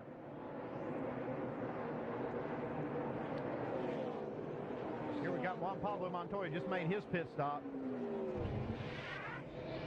You see his crew cam right here from Chip Good. He's the rear tire carrier. He carries the tire out here for this rear tire changer. See all the action, how quick these guys have to move. Has to get that tire back to the pit wall, grab this new tire for the left rear, stick this thing on here, and he's got to stick it right on the studs for this tire changer so he can hit all 5 nuts and drive off. Chip, a former go-kart racer, loves to be able to go over the wall there and change tires for the Ganassi Sabatas team for Juan Pablo Montoya. A couple of open-wheelers there on the screen. Patrick Carpentier in the 10 car. He'll run full-time in 2008. His second consecutive start here at the end of the year in that 10 car. Going up high, the 17 car of Matt Kenseth. He is the leader. The one of Martin Truex is in second position. Kurt Busch, the 2 car, back in third. Remember, Busch had the unscheduled stop for the vibration back on lap 100. Just past the halfway point at Homestead, Miami. Back with more in a moment. This telecast is available on ABC HD, presented by DLP HD TV. Take a look at our Ford lap leaders. Matt Kenseth has led 4 times for 108 laps. Kurt Busch has led 17 laps. You see Ryan Newman there has led 8. Eddie Hamlin. And you remember now Jimmie Johnson has led a lap, but has gotten the extra 5 bonus points. As we take you up to speed with our lead drivers, starting with Matt Kenseth and Jamie Little. Well, Doc, what a difference this race has turned out to be for Matt Kenseth. It's his 8th start, and it's the first time he has ever led here. And you mentioned Greg Biffle talking about how good these Roush Fenway Fords come to life when the sun goes down. Well, that's certainly the case for the 17. He's turning up the wick, and that's bad news for the rest of the field. Mike? It's been kind of a rough summer for Denny Hamlin. In fact, he only has 3 top 10 finishes in his last 12 races. Tonight, though, a completely different story. He describes his car as, quote, awesome. Just minimal changes on that car, a couple of air pressure adjustments. That's about it. Dave? And confirming what Andy was looking at earlier, Doc, as well, that right front damage on the 1 car, that is a decal coming off. The reason he got the front damaged in that practice crash, he kind of whipped it around. Back end hit, front end whipped around. They think it's okay, though. Ford tire stopping, going good. Jamie? Tony Stewart. Configuration. He feels like he may have the car to win here tonight, but his best finish the last 9 races, 3rd. Dave?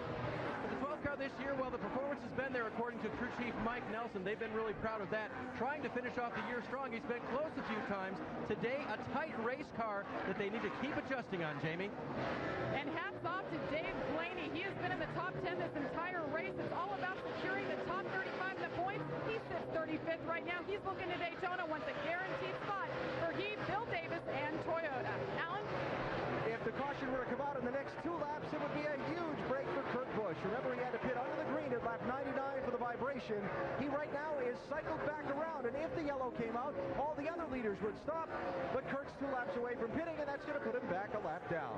Jeff Gordon is in 7th place now. Gordon's just going around Kurt Busch. Gordon feeling the 4 tires have helped his car. His team saying they really can't do anything foolish and take any silly chances right now, because anything could happen with the 48 until later in the race. They've got to still play slightly conservative as well. Mike? Juan Pablo Montoya in searching mode right now, searching for the right line on the racetrack. Says he's good on the bottom, just not fast enough. Still trying to find the place where his car reaches optimum performance. He's saying the car gets looser as the run goes on. Dave? Johnson looking for an edge today, but doesn't want his car to be edgy, and it is a little bit right now in turns 1 and 2. Edgy, according to the driver after that last pit stop. They did make an adjustment. Mike? Car John Edwards still looking for just a little bit more. It's not quite perfect. He's looking for a wedge adjustment next time in. The command from his crew chief, Bob Osborne, is three-pronged. Be smooth, be patient, and watch out for the rookie, Patrick Carpentier. He says he's running just a little bit too hard right now. Wants Carl to be very aware of that. Dave? Well, Mark Martin finishing out the year in the 0-1 car. It's been a good year for him. Highlights include almost winning the Daytona 500, driving a Busch car for Rick Hendrick, and doing what he can for this DEI team as now Ryan Newman has spun in turns 3 and 4, guys. And boy, that's good news for Kurt Busch. That's exactly what Busch needed, and it happened by his own teammate. Man, that was just unbelievable, Andy. When you never think your teammate's going to spin and help you out. Ryan Newman spinning here, bringing out caution number 4 on the day, lap 148, and probably mixed emotions right now for Roger Penske. They wanted the caution for the 2 car, but not to have the 12 car bring it out, his other cars. Newman now will bring the car around and try to get service done on his Dodge. Looks like he's just got a little damage to the front end of the car on the bottom side there. If they can get that fixed, I think he'll be okay. And the lower air dam's very important on these cars, and it's all tucked under a couple inches, so... He's got a little damage on the right rear corner. I think I can add something in the front of that, Andy, beat that left front fender out, should be okay. If we can show you what happened here, right in front of the 24 car of Jeff Gordon. Tony Stewart is there. Watch Gordon get by. Ryan Newman kept the car somehow and from going up across the racetrack. Stewart got by, as did the 2 car of Kurt Busch. And here's Jeff Gordon just minding his own business, passing the 20 car, and it's like, whoa! Somebody parked in the middle of the racetrack. Yeah, here. he got stopped pretty good, and so did Tony Stewart. He really woed that number 20 car down big time. Well, let's go down to Jamie Little as the 17 car is going to be headed to you for his pit stop. Jamie? Well, some bad news for our leader, Matt Kenseth. He just came over the radio and said, guys, I've lost my primary battery and I have no brake fluid. This is going to make things really difficult tonight. Remember, this happened to him in Dover, and it cost him the entire race. 4 tires, no changes. Let's go to Alan. Jeff Gordon, center frame, said, I am having a lot of trouble passing guys. His crew chief, Steve Letard, said, your lap times look good. We just need to get up there and race with him. It's going to be a 4-tire change for the 24. Shankenhouse asking his driver, is it really loose or just a little bit? Let's do a little something, says Jimmy Johnson. That'll be a wedge adjustment in the left rear, air pressure on the right rear. As they come to the left side now, the 24 is going to win that race off of pit road this time. Clint Bowyer gains 10 spots. You see Tony Stewart -5. Kenseth will remain the leader, but boy, that battery issue's got to be worrisome in the 17 pit. Back after these messages and a word from our ABC stations.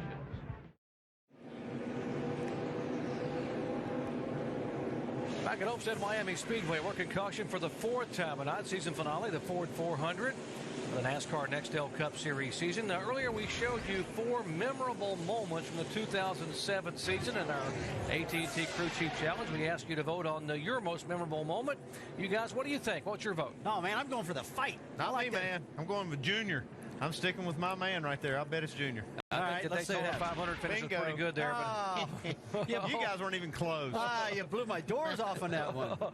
Dale Earnhardt Jr.'s announcement to leave DEI. There is, Sister Kelly, Rick Hendrick, making an announcement in 2008. He will be a part of Hendrick Motorsports, driving the 88 car.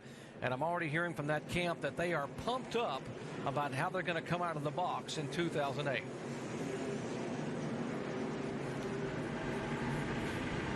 Okay, Carl Edwards is trying to get some of this tape off the windshield. That sun's gone down, so he doesn't need that up there to shield it. So he's pulling it all off. It's all on the inside, and it's got a tab on it that he can grab a hold of. Now you can see the whole track.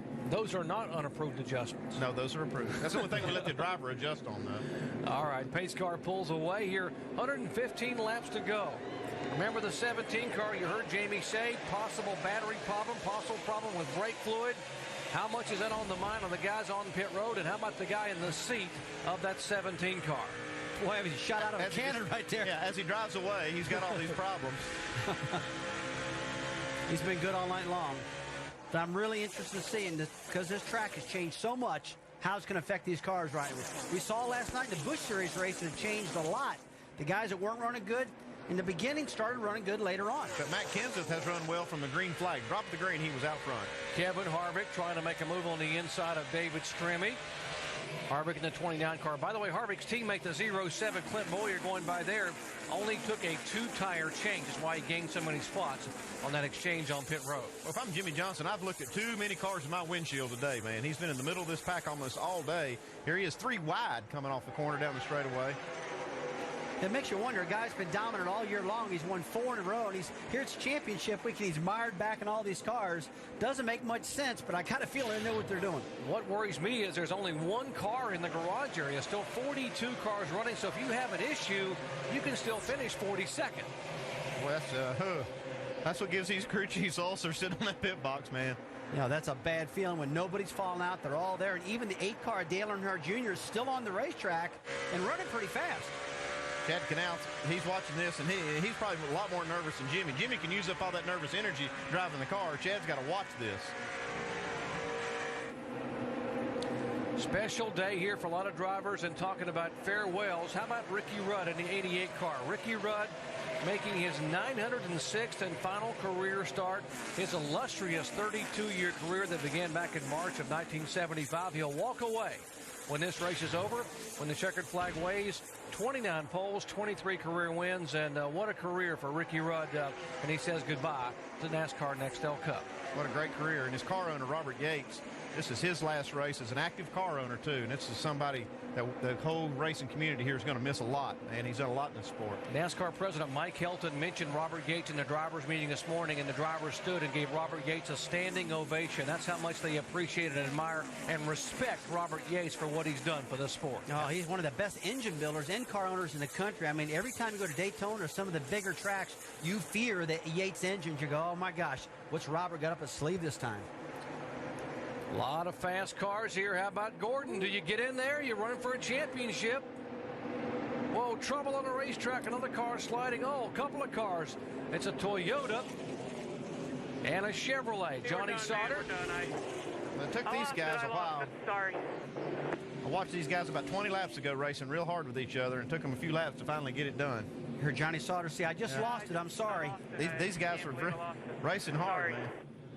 The other car involved is the 83 of Brian Vickers, one of the Red Bull Toyotas, bringing out caution for the 5th time today. ESPN's coverage of NASCAR Nextel Cup Series Ford 400 on ABC. Brought to you by Pennzoil Platinum, full synthetic motor oil with adaptive molecules. Aflac. Want to meet Carl Edwards and the Aflac Duck? Visit AflacRacing.com for more details. Coca-Cola. Thanks for drinking. And Subway. Subs that are full-flavored and delicious. Subway restaurants satisfy the craving. Subway. Eat fresh.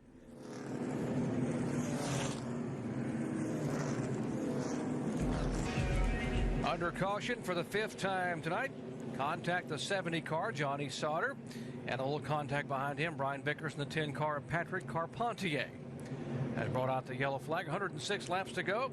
Matt Kenseth has had the best car. First time he has ever led a lap in racing here at Homestead Miami Speedway in a Cup car. And he is certainly making up for it tonight. 5 times he's led for 125 laps.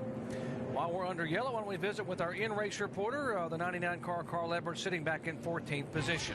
Hey, Carl Edwards, Rusty Wallace up at ESPN. You got us. Gotcha, Rusty.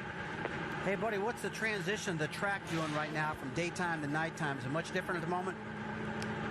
For me right now, we've been freeing the car up, so the car is real loose on the short run. I'm just trying to survive that and get going, man. We got to get up there with the 1 and the 11 so they don't get my spot there at the banquet.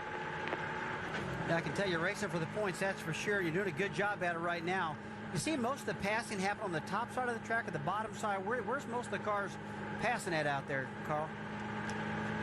On the short run, it seems like you can pass on the bottom pretty well. It gets choked up, but long runs at the top for sure. It just seems like the momentum's so important, and the way the banking changes here, that's the place. So hopefully we can get a couple on the bottom, move up here in about 10 laps and be fast. All right, buddy, have a good one. We'll talk to you later. Trust me.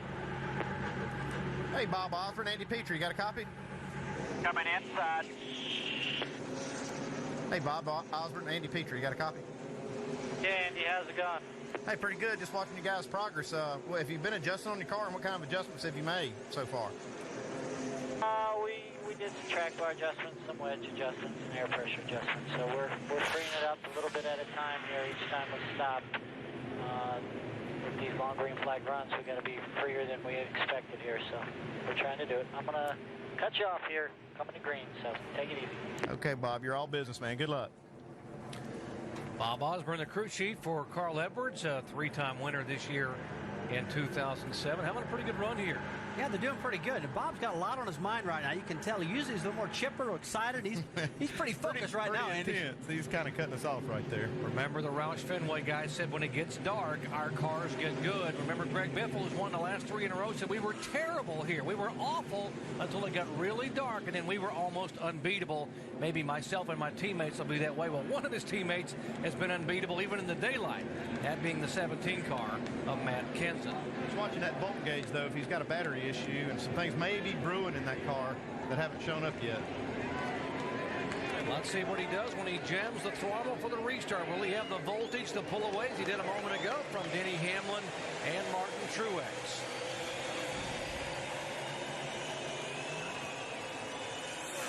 Kevin Harvick is a lap down on the inside. He's going to try to hang there and get the lap back the hard way by racing for it instead of getting the free pass. Here's Hamlin.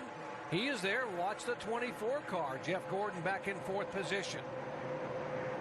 And boy, this is the time of the race drivers really love it. This track is cool right now, and it's fast. When you put 4 tires on, you can really get after it on these restarts. The car sticks really good. Jeff Gordon struggling with behind his teammate, the 5 car, who was a lap down, trying to get around the 5 of Kyle Busch. You see the 24 car smoking just a little bit. Andy, we've seen that a lot out of this car throughout the day. Looks a little tire smoke from somewhere. I've seen it all weekend long. That right front tire rubbing the fender. They're traveling these cars so much that the tire rubs the fender in the hood area. More on Jeff Gordon. Let's check in with Alan Bestwick. Well, let's check in with Jeff Gordon and Steve Letarte. Their radio conversation under the caution about their car at this point in the race. Not bad. I mean, I roll in there, I arc in there, and it's pretty good. And right as I get to the middle, it starts to get a little snug. And when I pick up the throttle, it's a little on the tight side. And then down there, 1 to 2 is my biggest. I'm pretty decent down here in the bottom 3 and 4. Through 1 and 2, that it starts off good. It just gets real tight as I land in there and get the throttle. I just can't do anything to get it to rotate. And while there's a lead change on the left-hand side of the screen, we follow up one more time with Jeff Gordon. He's running the bottom because so many guys are running the top. If you want to pass people, you got to go where they're not. Well, that's a good point. You just can't follow a guy if you think you're going to pass him. If you think you go to the top, go to the top. If you get on the bottom, go to the bottom. And if you got momentum, you got an opportunity to do whatever you want at that point. And he's got some momentum now, so he's going around the top side. Jeff Gordon running in 4th position. The guy he's chasing in points, actually behind him on the racetrack, Jimmy Johnson, just moved into 8th spot. Denny Hamlin, our leader, the 17 car of Kenseth in 2nd spot. Martin Truex Jr. creeping up there in that 1 car. There comes the 1 car. And he is actually faster that time by than either one of the cars in front of it. You saw 3 different grooves right there from those top 3 guys. You saw the bottom, top, and the middle with Martin Truex running the middle of the racetrack. Love this racetrack. Now, we need to remind everybody, this place has got progressive banking. There's 3 different grooves here. It starts off at 18 degrees on the bottom, 19, then 20, the very top of the track. So these guys can run all over it. It's a great innovation they did here at this track. 99 laps to go, and folks, in this race a year ago, we had rookies finish 2nd and 3rd. The 2nd place finisher was Martin Truex, who finished 2nd this race a year ago, and who finished 3rd? Denny Hamlin. Oh, trouble in turn 4, the 38 car. 38 car, that's actually off of turn 2. David Gilliland, the Robert Yates Racing car, brushes the wall, and we stay green. Thought he was going to lose it and come across the racetrack, but he did not. Great job. Yeah. Boy, he hit that wall pretty good, too. He thought there was enough stuff flew off that car. The caution flag might come out, but it's still green right now. And look at the damage on the right front. It's tore up pretty good there. They can peel that back, though. He's pancaked that thing good. Show you over between turns 1 and 2, right in front of the 42 of Montoya. Boy, Montoya actually got into him a little bit because the 38 of David Gilliland really slowed down. But, Andy, it looks like the back of the car kicked out. And then when he slowed up, Montoya just had nothing to do, and he just got in the back of him a little bit there. Inside of 100 laps to go, Denny Hamlin, who started 33rd last year and finished third. Folks, he started 32nd this year, and he is leading here. Hamlin, our leader. You're watching ESPN on ABC.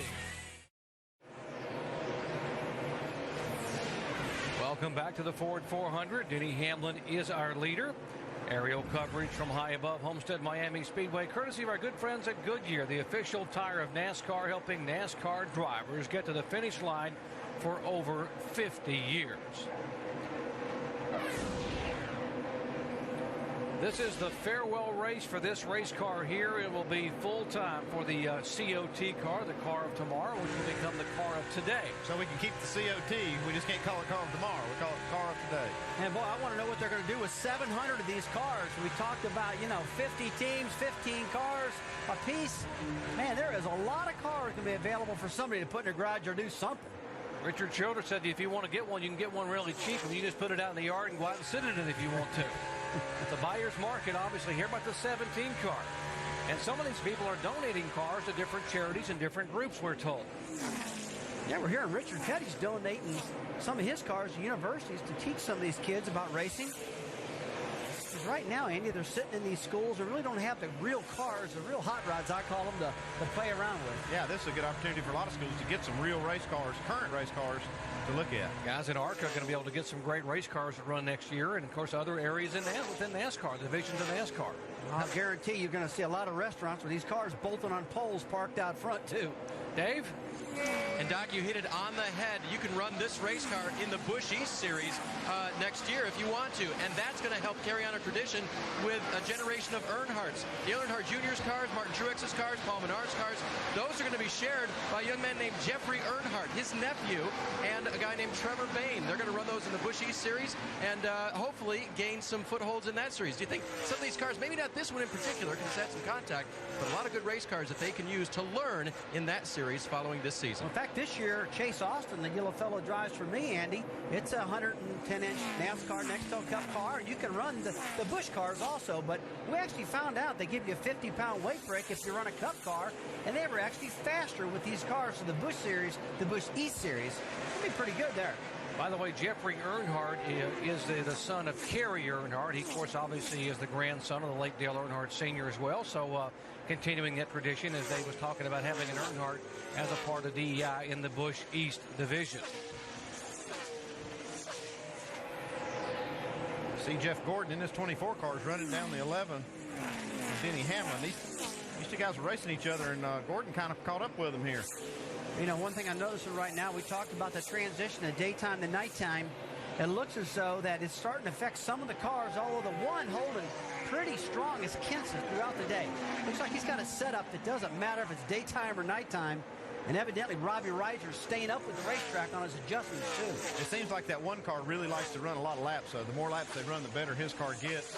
The 17's just been good all day, so he's good no matter what. This is one of the best runs I've seen of Jeff Gordon out of the last 4 or 5 weeks. He's hanging in there real good, third spot right now, but he's about 0.3 of a second slower than the leader, Matt Kenseth.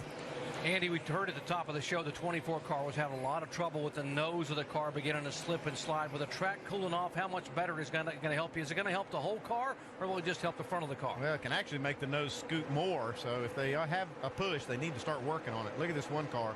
He's starting to come alive here, but if the car is tight and the track gets cooler, the car's going to get tighter, so they have to start adjusting on this car. Yeah, and every single pit stop, I'm going to want them to loosen my car up, take some wedge out, put some air in the right rear tire, something to make that car turn better, because as it gets cooler, just like you said, Andy, the track's not going to change the same. Something's going to happen. Still 4 positions separating Jeff Gordon on the right side of your screen from Jimmie Johnson on the left. Now, Jeff Gordon basically has run in front of Jimmie Johnson for the majority of the day. The bad news is he's not far enough in front of him to be able to make up a significant amount of points. 73 points of differential right now. But, folks, there are still 39 cars on the racetrack. So if Jimmie Johnson has troubles, he can still have a pretty poor finish, and Jeff Gordon could become a champion. Back after these messages and a word from our ABC stations.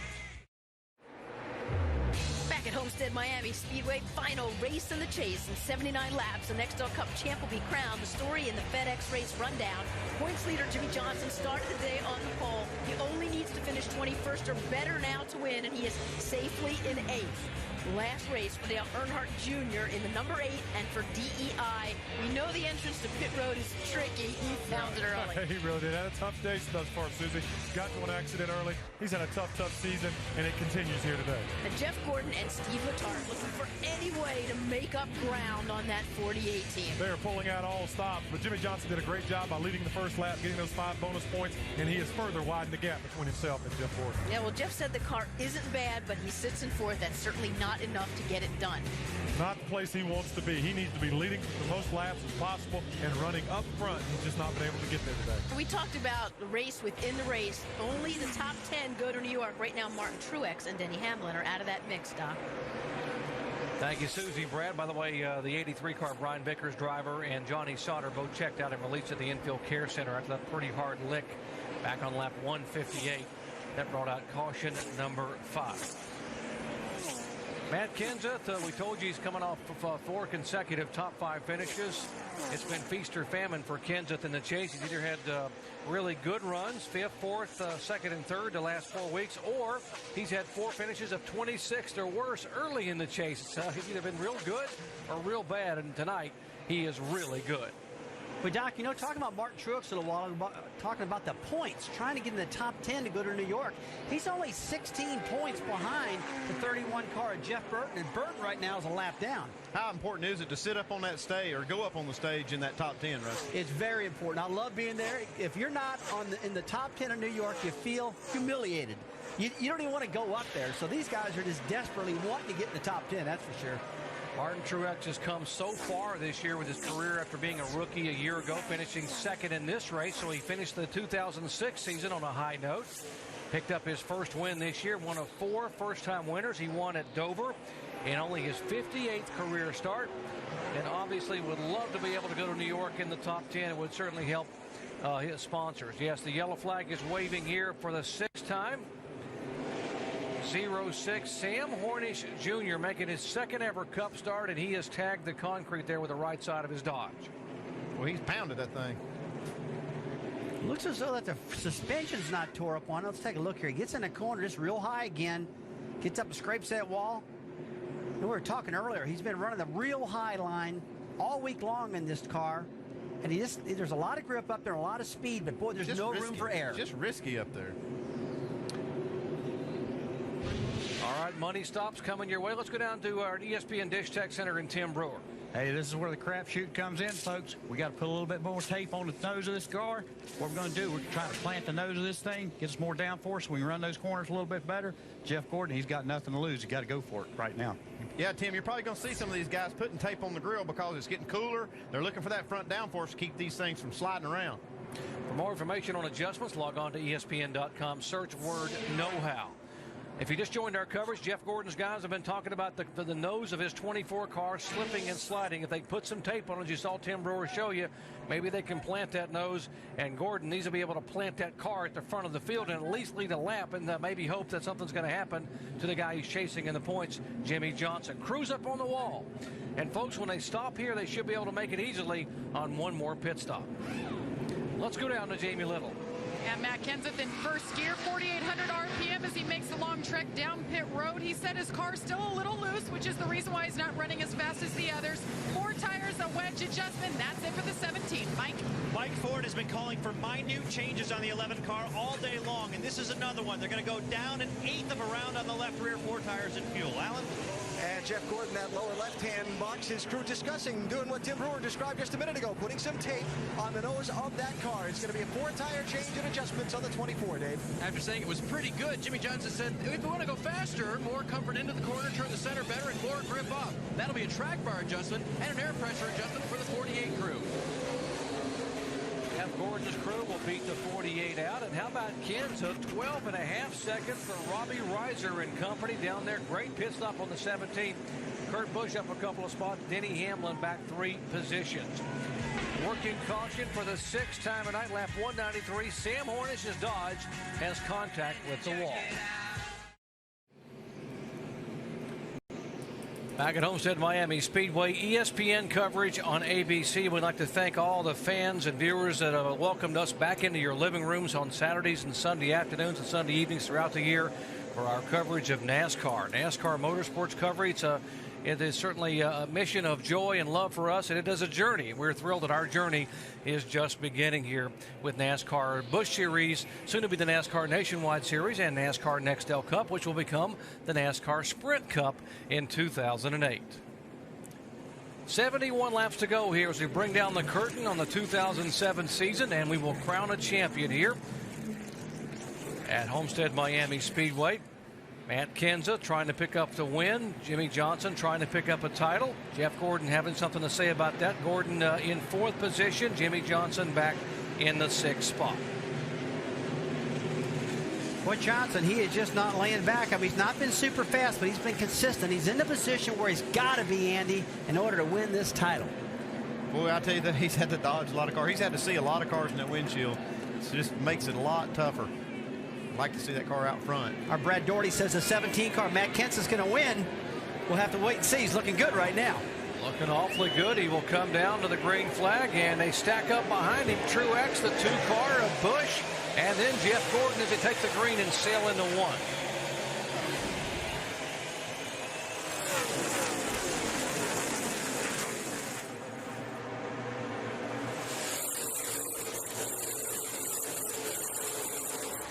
Well, these guys in these restarts, I mean, they just go like the banshee. You see Kevin Harvick down there trying to get a lap back, trying to get going, and just flying around the bottom of that racetrack. His teammate, Jeff Burton, just got the lucky dog. He's back on the lead lap now, so Harvick's fighting to get his back. Here comes the 1 car of Martin Truex. He is digging to try to get there as well. Pulls it within about 5 feet. Now pulls to the inside of the 17 car, and he's got a lap car on the bottom of the racetrack. Harvick and Kenseth. Is he going to be able to get between them? Whoa! Tight racing. And boy, that 31 car, Jeff Burton getting back in the lead lap. That's not at all what Martin Truex wanted to see, because Martin's chasing him to get up in the top 10, and now he's going to be chasing the 29 car of Kevin Harvick. As right now, our points are showing Harvick in the 10th position. Top 10, the points, remember, in the NASCAR chase. Those are the ones that go on the stage.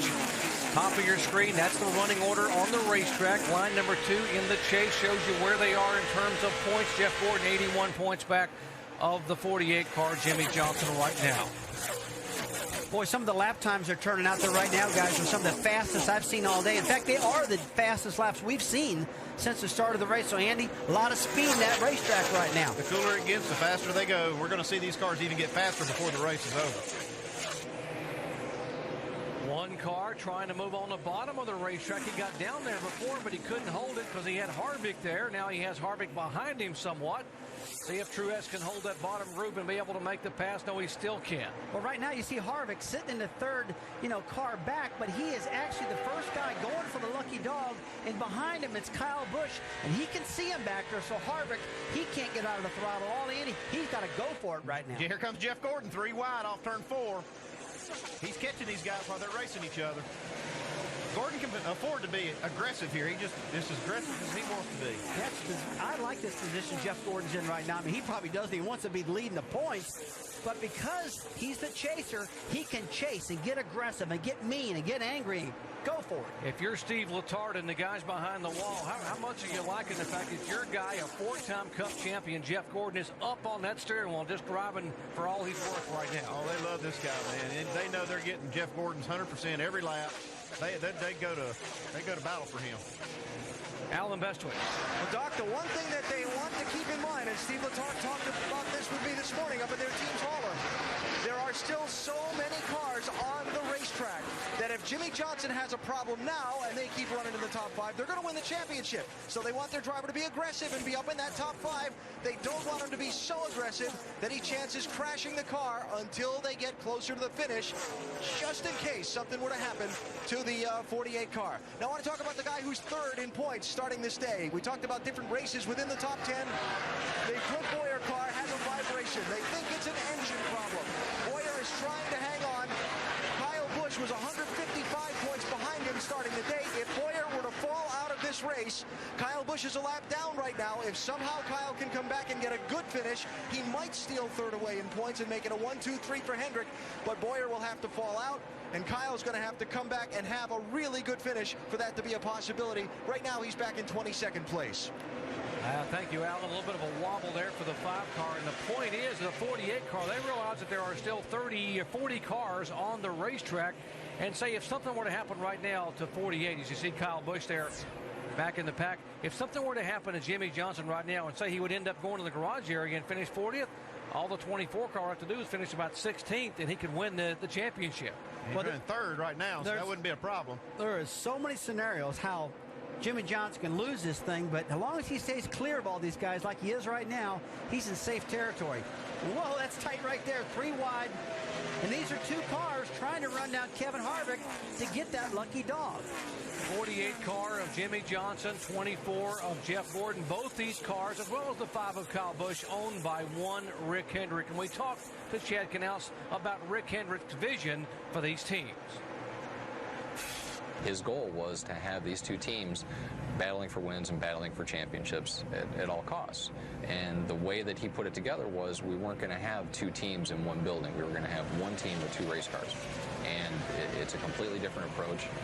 As you walk into any other competitor shop, you'll see one group of cars on one side of the facility, another group on the other side of the facility, and they're segregated. What we've got going on in the 2448 shop isn't that way. The 80-plus people that we've got working there, they all work on each other's cars. And it's called the Hendrick way. Rick Hendrick, you saw him a moment ago. That's the way he runs his dealerships, the way he runs his business. It's all about cooperation, hand in hand. It just makes everyone better in terms of the team concept. Dave?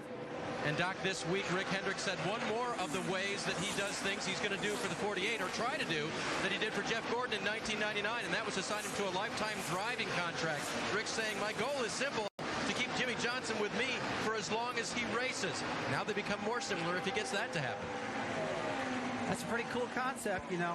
These 2 cars in one shop is one team. So instead of the crew guys going to work with a 24 shirt and another guy having a 48 shirt, they all go to work with a Hendrick shirt. When you walk in that shop, those cars are like 10 feet away up on jack stands. So they park 8 feet away in the garage area at the racetrack, and they're about 10 feet away in that shop at Hendrick Motorsports just outside of Charlotte, North Carolina. Well, Gordon's working hard underneath Mark Truex Jr. trying to get this spot. He's got one of the fastest cars on the track right now. Well, there's one thing for sure, Andy. This 24 car, as this sun has went down and the track is cool right now, we're in the nighttime here at Homestead Miami Speedway. This definitely helped this 24 car. Whatever he had going on at the beginning of this race, this cooler track has fixed it. Jeff Gordon working over the back of the 1 car, trying to get there. Remember, he has yet to lead a lap today. He needs to get up and lead those. All that helps. That's a quick 5 points. And you never know, as you heard Alan Bestwick say, with so many cars on the racetrack, the 48 can't get too aggressive because one mistake, and he gets a terrible finish. Last time by, Jeff Gordon, the 24 car, faster than the leader. Martin Truex not making it easy on Jeff Gordon right here. Yeah, boy, if Jeff Gordon can clear Martin Truex, we're going to see how fast he really is, because he's getting pinned down on the bottom of the track more than he really wants to be. And I got to believe he just needs more room to slide that car up off the corner to get it going. Yeah, you get it. He's making it just a little bit at a time here. Still can't get clear, though. Last 2 years, the winner of this race at Homestead Miami Speedway has not taken the lead until lap 214 last year. Greg Biffle took the lead finally, and lap 230 in 2005 it was Greg Biffle. So, folks, it's about now when someone begins to emerge toward the front and goes on and wins this race by history. We'll see if that someone this year is the 1 car, or maybe it's a 24 making the move. Rick Hendrick, 2 drivers battling for a championship. Either way, he's going to become the recipient of a 7th Cup title.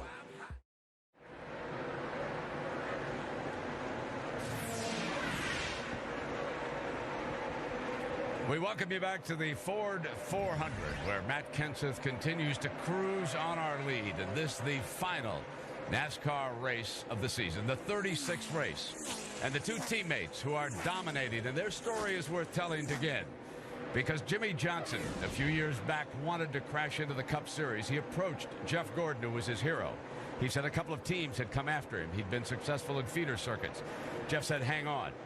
He went to Rick Hendricks, and he said, you know, I think this young man's got some skill. Let's see if we can get him a ride. And Rick said to him, Jeff, you put your money where your mouth is. And ladies and gentlemen, Jeff Gordon owns part of the car that Jimmie Johnson is piloting toward a back-to-back Chase trophy here today. The only thing that is going to cost Jimmie Johnson consecutive titles is bad racing luck.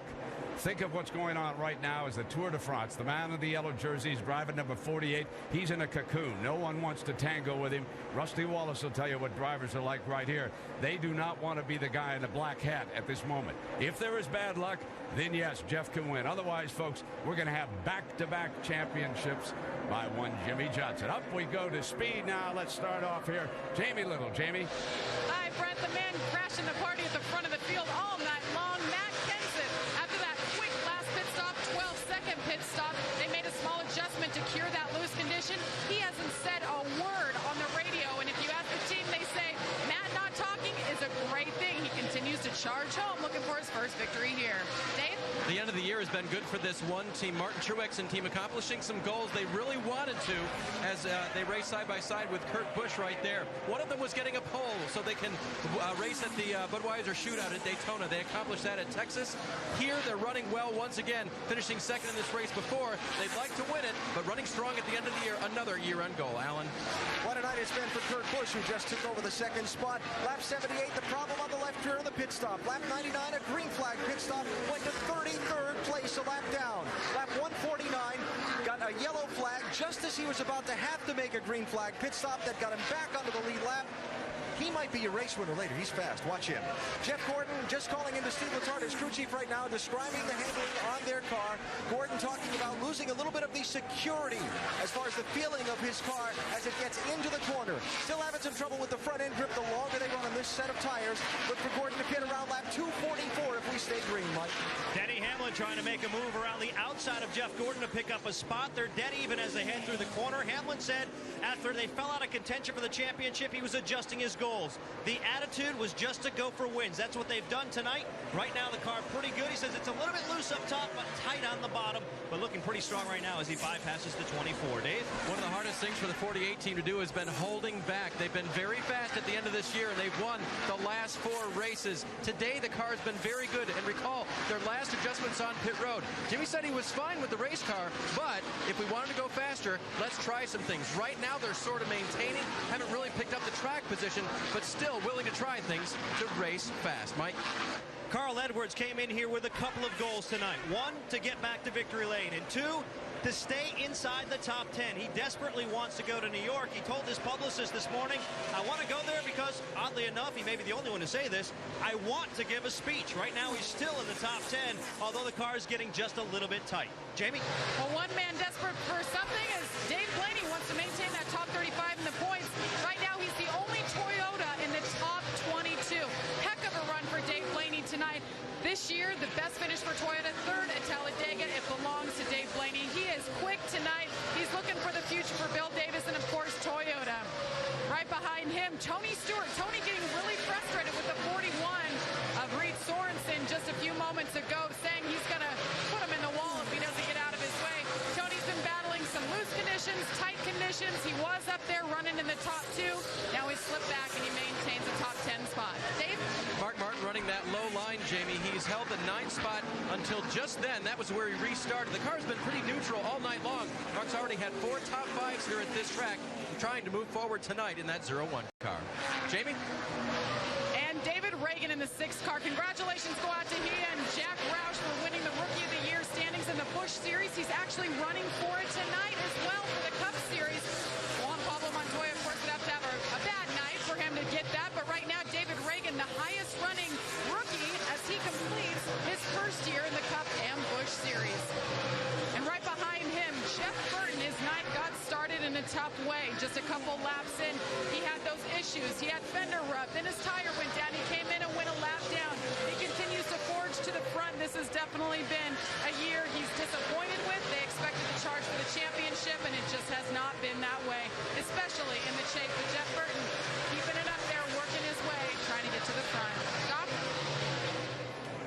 Battle back up front, the 1 car, Truex, and the 11 of Denny Hamlin. You talked about how much Denny Hamlin wants to go to New York and be on that stage. He's on the bottom of the racetrack here.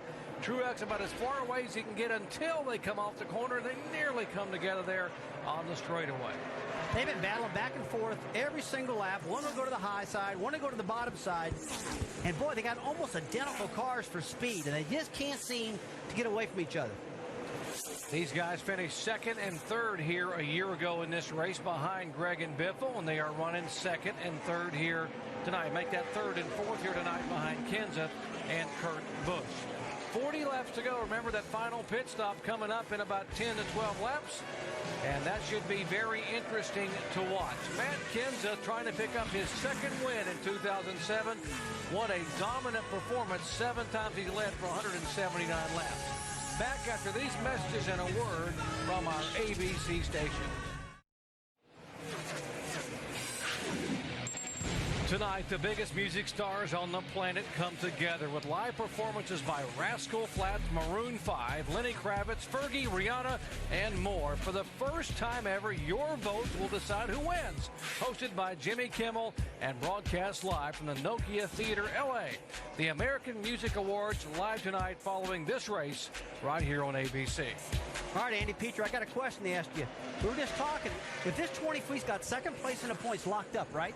And these cars are, they're falling off almost 2 seconds because of tire wear. If he pitted right now, I know it's a gamble, how much time do you think he can pick up? And maybe if it goes green, he can win this race. This would be a good time for them to short pit and bring Jeff down pit road. Nothing to lose, a lot to gain. Just bring him down pit road.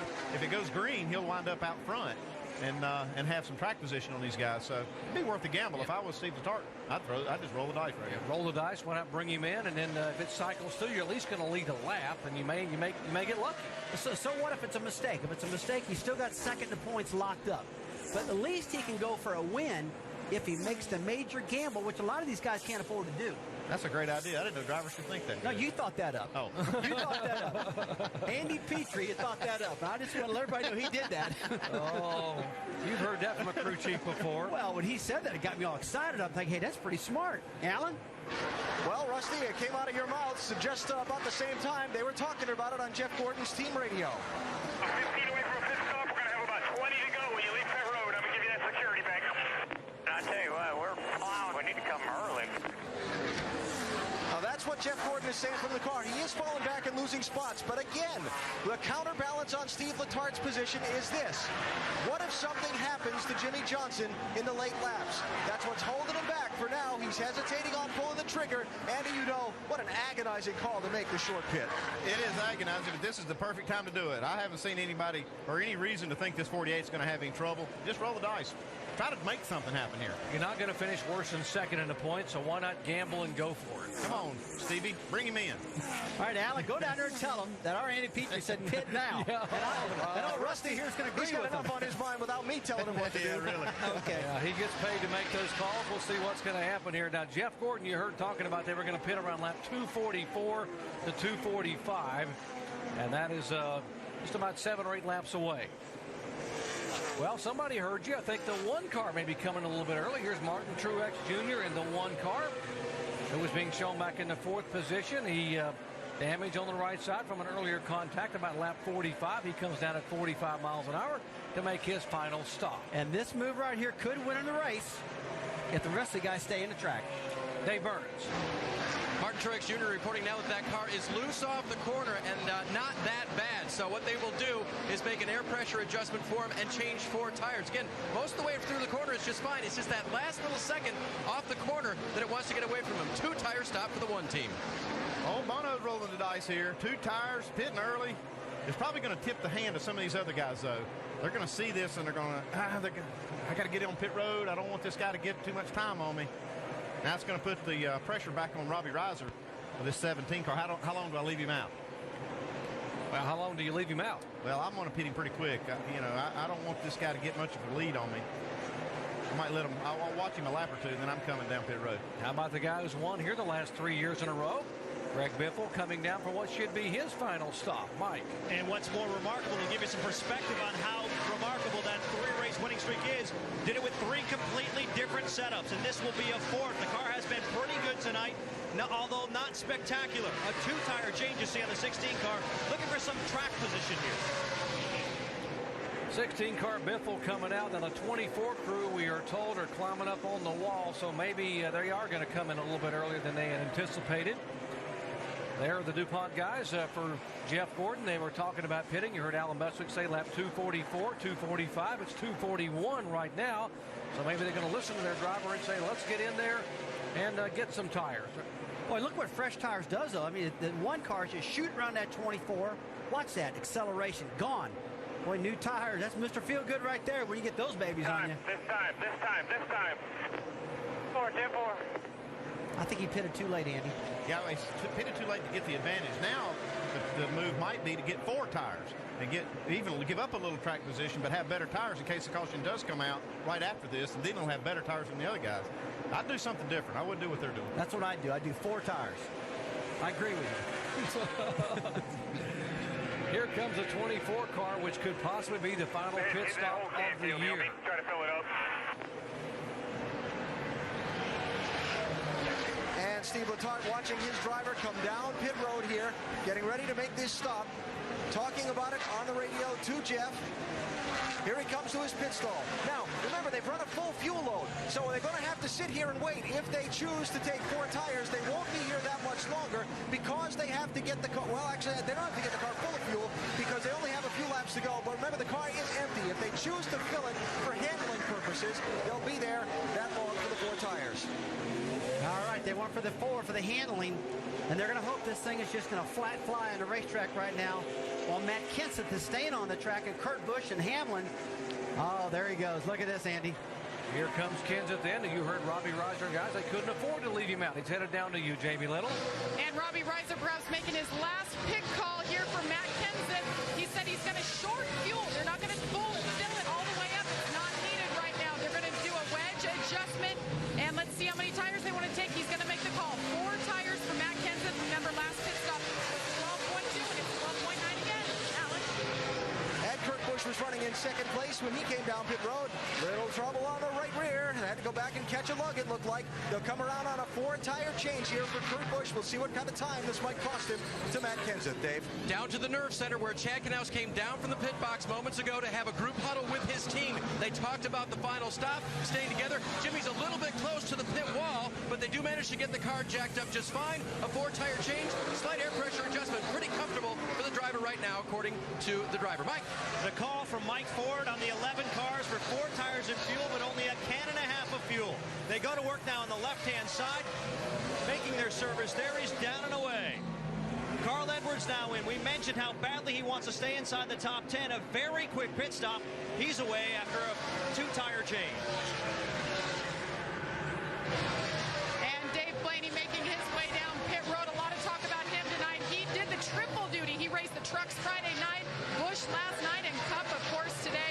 Car's been running great. He's had no problems, hasn't complained about the car at all. Great run for him to end out this season with another top 10 finish. Dave Blaney been the top running Toyota driver for multiple races in a row. Now they're going to do 4 tires, no changes on that 22 for Dave Blaney. Let's go to Mike. And Juan Pablo Montoya has been searching for the optimum line throughout the course of the evening. Right now he's been running the middle groove. Team looking for a 4-tire change, no major adjustments, a slight air pressure adjustment on the left side. That's it for Juan Pablo Montoya. 14.4 seconds, a good stop. Jamie? And Rookie of the Year contender David Reagan, another Roush car, guys. We talk about it. The sun goes down. These cars come to life. David Reagan worked his way into the top 10. He qualified great. They're going to do 4 tires. He said he's a little tight off. They put that tape on the front. He's down and away. Talk. Final 20 laps here at Homestead Miami Speedway, and boy, some guys going 2, some going 4 tires. A 26 car, Jamie McMurray, being shown as the leader, one of the final cars to make a pit stop. He will be the final car to cycle through on the pit road. That would make Martin Truex Jr. the leader, but Truex gets passed by Kenseth And here comes McMurray down pit road at 45 miles an hour. And here's the battle up front. The one car, remember, took only 2 tires. The 17 of Kenseth took 4 tires. And the 4 tires does make a big difference. It's a big difference, but this one car's got that high line, and it's going to be difficult. He's making it difficult on Matt Kenseth. If Matt can get him cleared here, he'll be able to sail on, but, yep, looks like he's going to get him cleared here. You know, it looked like the one car actually pitted about 6 or 8 laps early from what he needed to, but actually Matt Kenseth was due in at lap 245 and hit pit road at 244, so it was pretty well scheduled. Matt came in right when he needed to. Now he's got 4 tires. He's actually the best car on the racetrack in the best shape at the moment. Yeah, he's got the lead, too, so that doesn't hurt him. 4 tires full of gas and got the lead with 19 to go. Woo, that's feeling good right there. What about Gordon and Johnson, folks? They've been inseparable in the garage, inseparable on the racetrack and in the point standings, and they are currently 6th and 7th. Jeff Gordon is 6th, and there's Jimmy in 7th spot. 1 position away, and the interval is 87 points.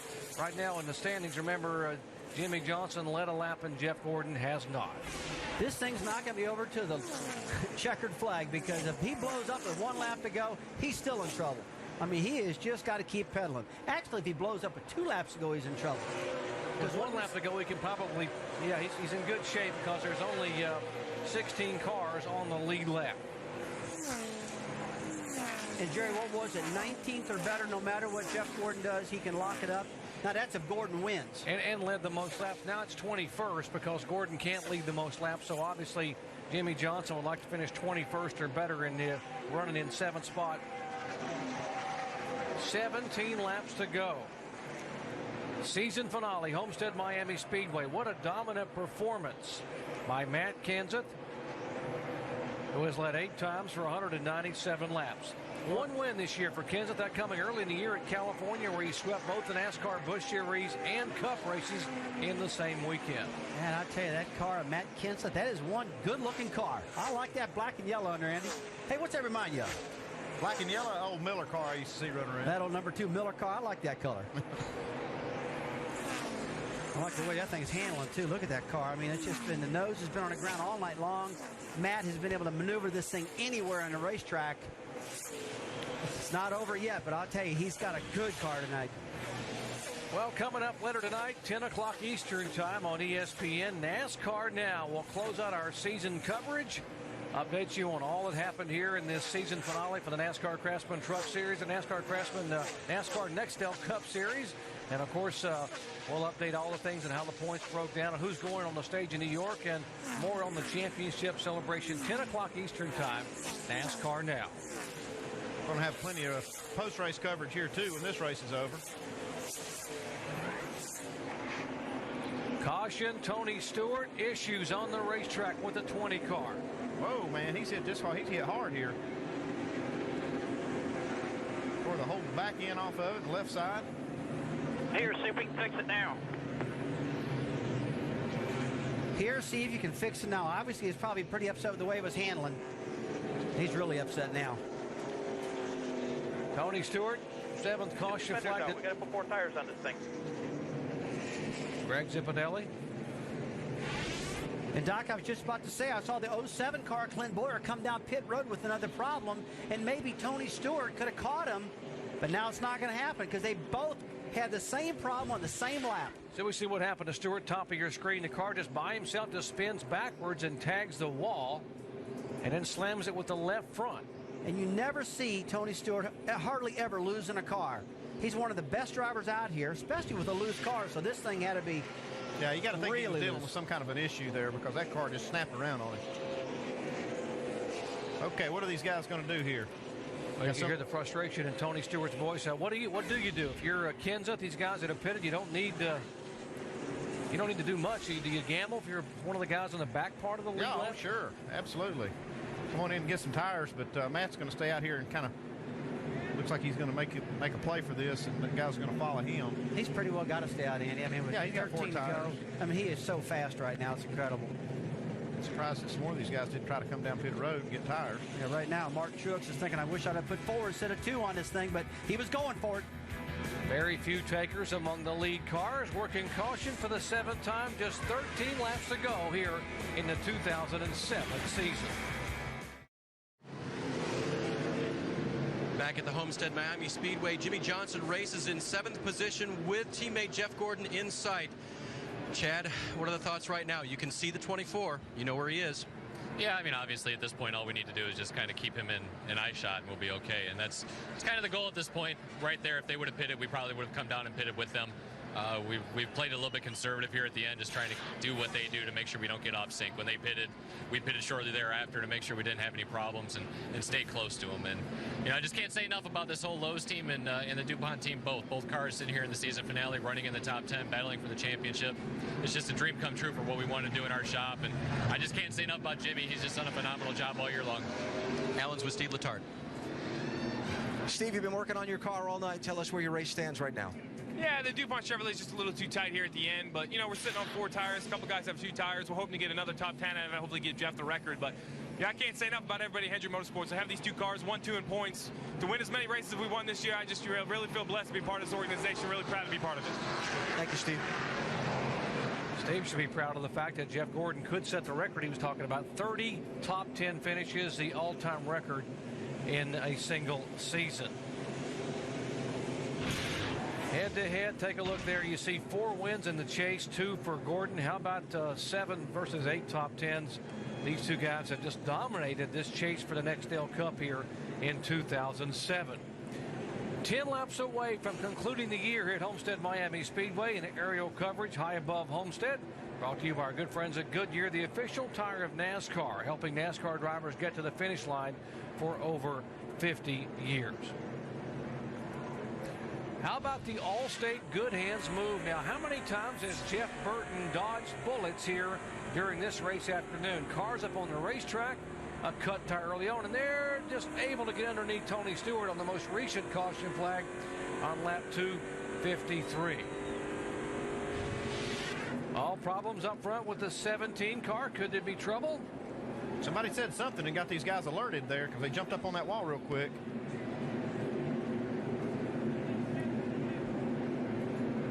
Pace car off the racetrack. Kenseth, remember we told you that he had a battery issue. Does he have the voltage? He's worried about some brake fluid. Can he hang on for 10 more laps? Green flag. Kenseth leads him down. Truex Jr. there. Kurt Busch making a move with a Dodge on the inside for second spot. Kurt Busch in this 2 car had the fastest car on the track before that caution came out. And, man, he had just flew past everybody. Kenseth's got a good start, but Kurt Busch is flying right now. Now he's got nobody between him and that 17. And, boy, he needed all the time he can to catch the 17 car Kenseth, but we'll see if he can do it. But he did everything he could do now. He's cleared him. We're hearing possible flat right front or concerns about the right front on the 17 car of Kenseth. It's pretty fast right now. I think he looks pretty good. I can't imagine he would have a flat tire as fast as his car's running. His lap speeds look real good right now, although Kurt Busch is faster by about 0.2 of a second. And with 9 laps to go, he can catch him, Jerry. Battle for third, right side of your screen, the 1 and 11. Denny Hamlin, the 11, the 1 car of Martin Truex Jr. And here comes Gordon into the fray. Gordon's been great on these short runs, so he might be able to get a couple spots here. Gordon is 5th right now. Jimmie Johnson, you heard Chad Canal say we just want to keep Gordon in sight. Jimmie Johnson back in 7th position. Well, I think that 17 car is okay right now. This last time by 1/10 of a second faster than Kurt Busch. Must have had some rubber buildup on the right front tire, causing the driver to feel like the tire was flat, really when it wasn't. Battle for third position as the 1 car, and now the 24 car. Jeff Gordon up on the steering wheel. 7 laps to go, and they're going to go 3 wide off the corner. Boy, those 2 tires on Mark Truex is really killing his car right now. The 4 tires with Gordon is just outrunning them big time right at the moment. Last lap by, the 2 car was faster than Matt Kenseth. He's got 6 laps to get it done. These 2 are swapping it back and forth, and maybe the 2 car of Kurt Busch can actually get a little bit of a draft off the lead car of Kenseth and catch him in the straightaways, Andy.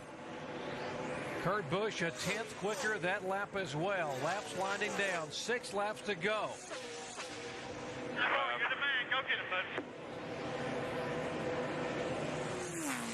Got to be nervous as Kenseth has been all night long, leading this race with now Kurt Busch chasing him down. And he thinks he's got it locked up, but he really doesn't at the moment because Busch has just got 1 fast Dodge right now.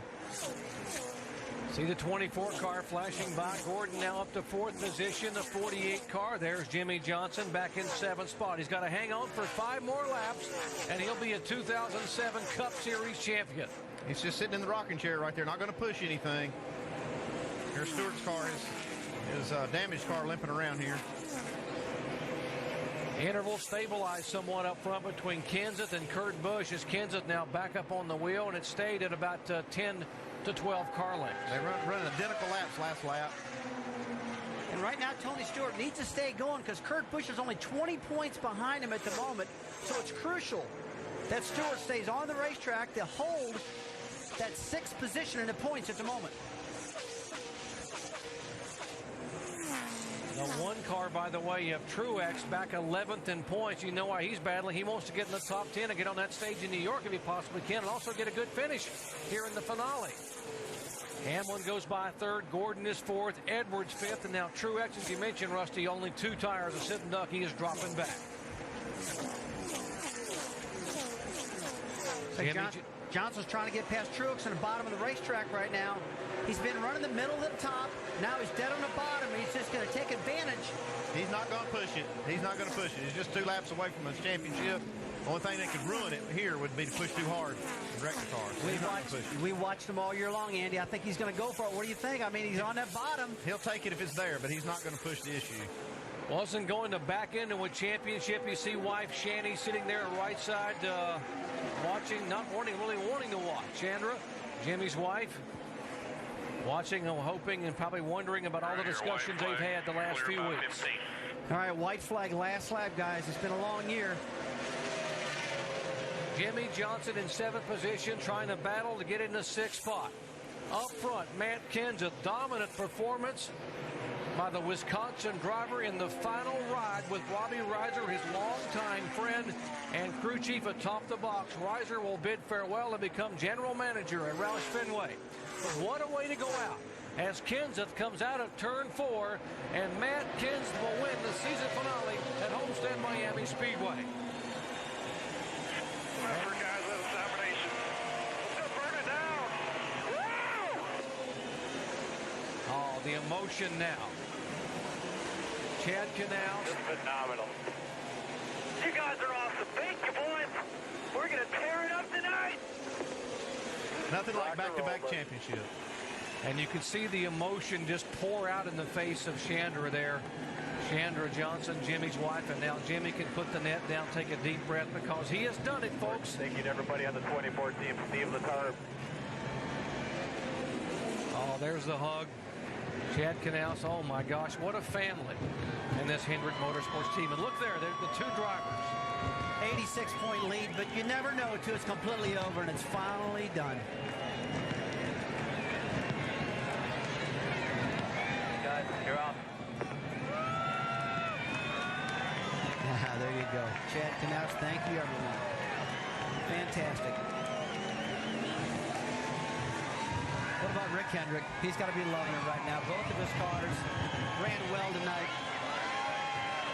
Celebration will begin. The last driver to win back-to-back championships was Jeff Gordon in 97 and 98, and now double burnouts. Matt Kenseth takes the win in dominant fashion, and Jimmie Johnson becomes the champion for the 2nd year in a row.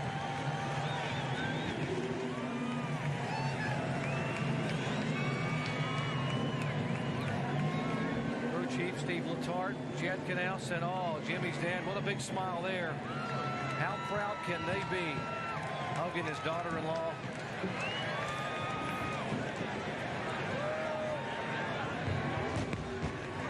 Rick Hendrick, you heard his story, the rags to riches story, wife Linda. And Kenseth made just a bony engine in the race-winning car, but he doesn't care.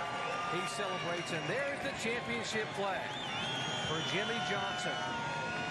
He began the day on the pole in the final race of the year, and he ends the night as the Series NASCAR Nextel Cup champion. Let's go down to Dave Burns. Chad Knaus getting probably the hug from the man who appreciates it most, Rick Hendrick, car owner. Chad, last year was an accomplishment for the whole 48 team, actually for the whole organization. What does it mean to repeat? Man, I don't know. It still hasn't hit me yet. It's a testament to these guys and everybody at Hendrick Motorsports and what they do and the preparation that goes into what happens with our race cars, with our engines, with our chassis. I mean, just everything. It was such a difficult season for everybody with the COT and the development of that car and that chassis, and then obviously with General Motors and NASCAR bringing out the R07 for the Chevrolet teams, it was even more difficult for us. And the guys in the engine shop just did a great job, Jim Wall and Jeff Andrews, of getting those engines out there for us and making it to where they would live and build great power. So I just don't, I mean, I'm beside myself. I'll be quite honest. It's a great day. It's a great feeling, and man, I can't wait for Daytona. You guys didn't have too many hiccups out there at all today. How difficult was it to dial back this weekend, Chad, and just make sure you didn't lose? Well, we really didn't dial back. You know, obviously we came here with the thought process of doing everything we could to sit on the pole. We were fortunate enough to be able to do that. We wanted to have a race car that Jimmy could really do whatever he wanted with, and fortunately enough, we were able to get it. It's not always easy to do, but our car was really, really good today, and I kind of wish we weren't going for the championship because maybe we'd been a little bit more aggressive and tried to go for the win. But obviously, you have to do what's first and foremost on your mind, and that was win the championship. It's a long season, and for the guys out there that we're racing against, it's pretty phenomenal what we've had. And you know, congratulations to Robbie Reiser and Matt Kenseth. You know, Robbie, his last race as crew chief with Matt, to go out there and win. That's pretty phenomenal. All right. Well, Chad, Jimmy said something about a party, so we'll let you go. Congratulations, and once again, Chad, thanking everyone at Hendrick Motorsports. That's a big team effort. Mike. And Dave, speaking of parties, there's a party in the 17 camp, no doubt. Robbie Reiser just leaned in the cockpit and congratulated Matt, but this is a pretty special win, I would imagine, for you as you walk off a winner here in Homestead. Oh, no doubt about it. First of all, I'd like to congratulate Jimmy Johnson, that whole race team, and Hendrick Motorsports for what they've done. But, man, did we come on at the end of the season, you know. What a performance by our team. You know, we got so far behind in this chase, and it looked like we weren't going to get out of 12th there for a while, but coming run like this at the end of the year is just a privilege to be a part of this 17 bunch. I mean, the DeWalt guys have been on the money on pit road all season long, and this is the end of my DeWalt segment, I guess, if you want to say that. But I'll be back to work tomorrow morning working on race cars. So, you know, I'm trying to help them win another championship and help Roush Fenway win a championship. But what an honor and a privilege to work with Matt Kenseth and that whole group, and really looking forward to Chip Bolin taking this team over and doing a lot better job than I did. To win in your final race as a crew chief, what are the emotions right now? Well, you know, I'm not a real emotional guy. You know, I just I enjoy racing. I love to race. My dad brought me up that way. You know, that's what I am. I'm a racer. Congratulations, Robbie. Thanks a lot. Not a bad way to walk off, Doc. Robbie Reiser saying farewell. What an effort. Matt Kenseth, he blew a tire with that burnout. And he finishes the year as a winner at Homestead Miami Speedway. Jamie Little. Oh, it's a Gatorade bath down here.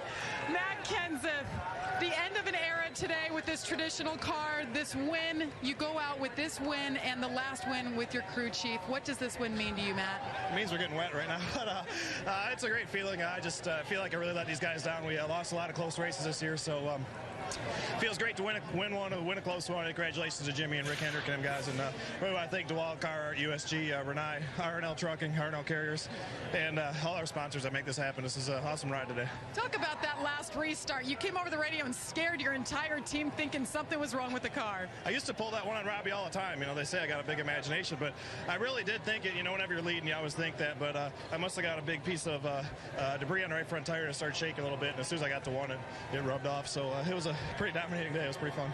How about you and Robbie's ride? From the beginning, he's the only crew chief you've ever known. What are you going to miss about working with him? Well, it's cool to go as a win, you know, and I'm going to miss working with him on Sundays, but, you know, he's not going far. You know, he's going to manage the shop, and I really think that his presence is really going to be a big plus for everybody at Roush Fenway Racing. I think it'll make everybody stronger, and, you know, I'll miss him doing it, but yet I'm looking forward to the challenge and looking forward to making the company stronger. You going to take this car home now? I don't know. I blew the quarter panel off it, so at least we don't have to race it again. They're not ever going to race it again. Congratulations. Second win for Matt Kenseth. Doc? Jamie, it came down to two drivers in one race and one championship. Jeff Gordon drove as hard as he could drive today. He will finish fourth in this race, second in the championship points. And there's the guy who becomes the champion again in 2007.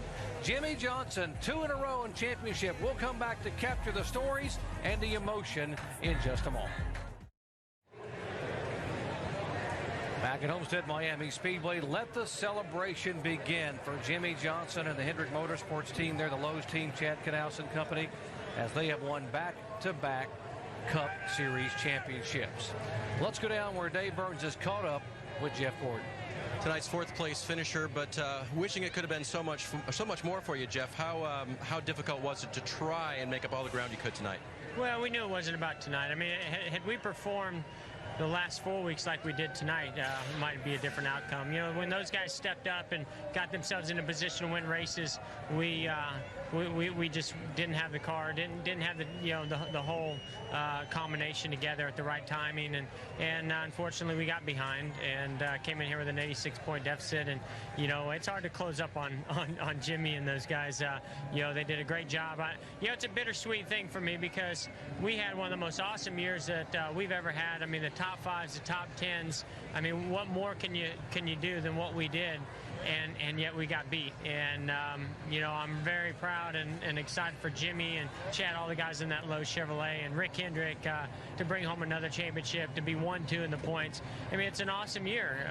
But you know what? We wanted to be the champions, and we got beat. So it's going to make us hungry over the offseason, I can tell you that. But I couldn't be more proud of Steve Letarte, all the guys in our DuPont Chevrolet, the effort they put in all year long. And I got to thank the fans, man. They've been so supportive, you know, to go for that 5th championship this year, to have all my fans all over the country, you know, just pushing us, saying you can do it, you can get it done, meant the world to me. I hate we didn't get it done for them. Let's go get them next year.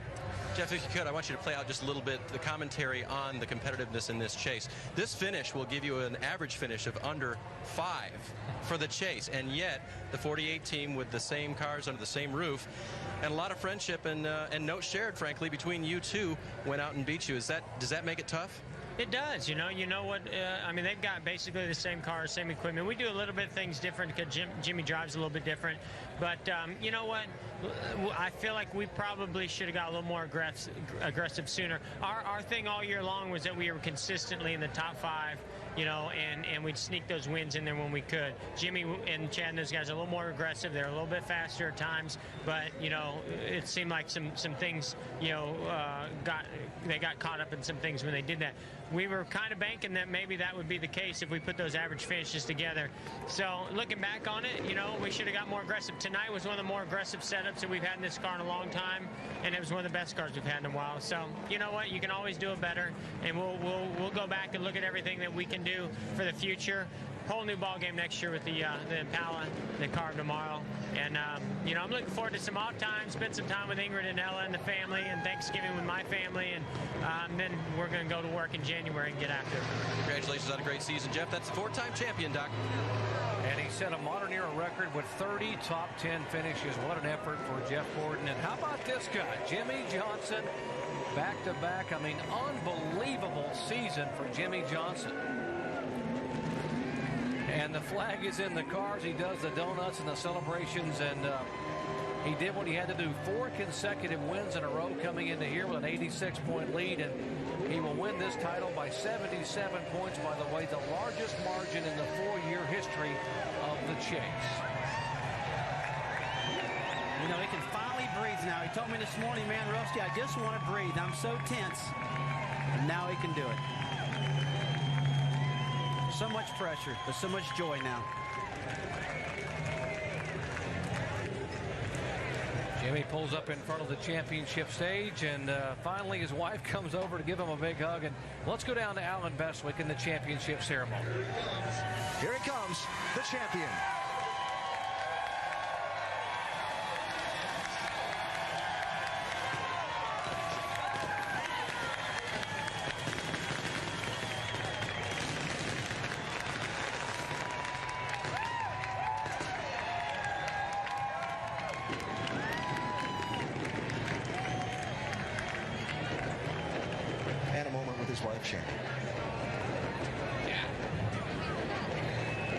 congratulations, the champion again. Last year when you got out of the car, yeah, set that down. It's probably a little heavy after a 400-mile race. Last year when you got out of the car, you said, I'm not even sure I know what to say. You've been through that experience once. You're the champion. Your thoughts? You know, last year was just an amazing season and such an honor to be the Nextel Cup champion. And to come back this year and not lose anything over the offseason, for my guys to work as hard as they have, and give me this opportunity to win the championship again, I can't thank them enough. I'm just so proud of this race team. I mean, we work very hard to be where we are, and I can't thank these guys enough for their hard work and dedication. I can't thank NASCAR enough, Nextel, and first and foremost, Lowe's and all their employee owners for everything they do for us. It's such a special time for me. I can't believe everything, all the success that I've been able to experience. I've been so blessed, and it's just awesome stuff. I see that smile. Just wanted to break out really big. The race tonight, you were up front for a while, then you got mired back in traffic a little bit. Was this a nerve-wracking race, or did you have more than you were using? There's probably a little bit more, but I don't think I had anything to win the race tonight. There's a couple times where we took 4 tires where some guys took 2. We got trapped down a lap, which wasn't any fun, but we were able to get a quick caution right away and get back going again. So, just a long night, but I have to say, after what I experienced last year, coming into this season and even this night, just went so much smoother for me. I was in the right frame of mind, could focus on the right things. Had the great support from these crew guys, great support from my loving wife, and everything came together. We're rocking. 4 wins in this championship in the last 5 races. How did this team get on such a roll? We're not really sure, but we don't really care either. We're just happy it happened. It's just been an unbelievable roll. These races are always good for us at the end. We stayed focused on the right things and got the job done. And I can't go without also thanking Jeff Gordon for his, the time that he spent researching me, looking into me as a driver, being a great friend and a great teammate. And I think everybody saw the relationship play out through the chase. He's just an awesome guy.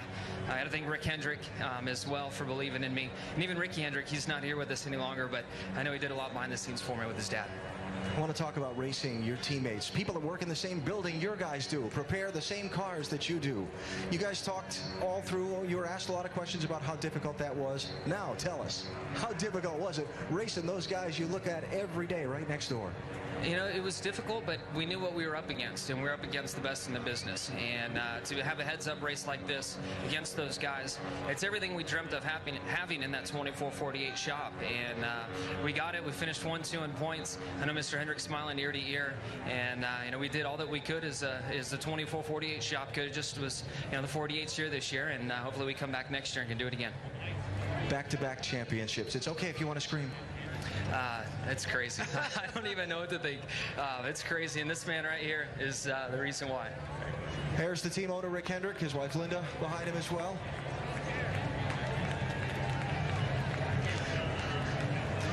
Mr. Hendrick, we're not going to let you get away without a question. Your 7th championship in this division, which is something incredible. Your thoughts? Well, you always hope that you can win one of these things, and I'm so proud of these guys. They've worked hard, and what an unbelievable year he's had. And Jeff, I'm just so proud of Jimmy and his team. And to get back to back, it's hard to do in this sport. So we're excited, and hopefully we can carry this momentum into next year.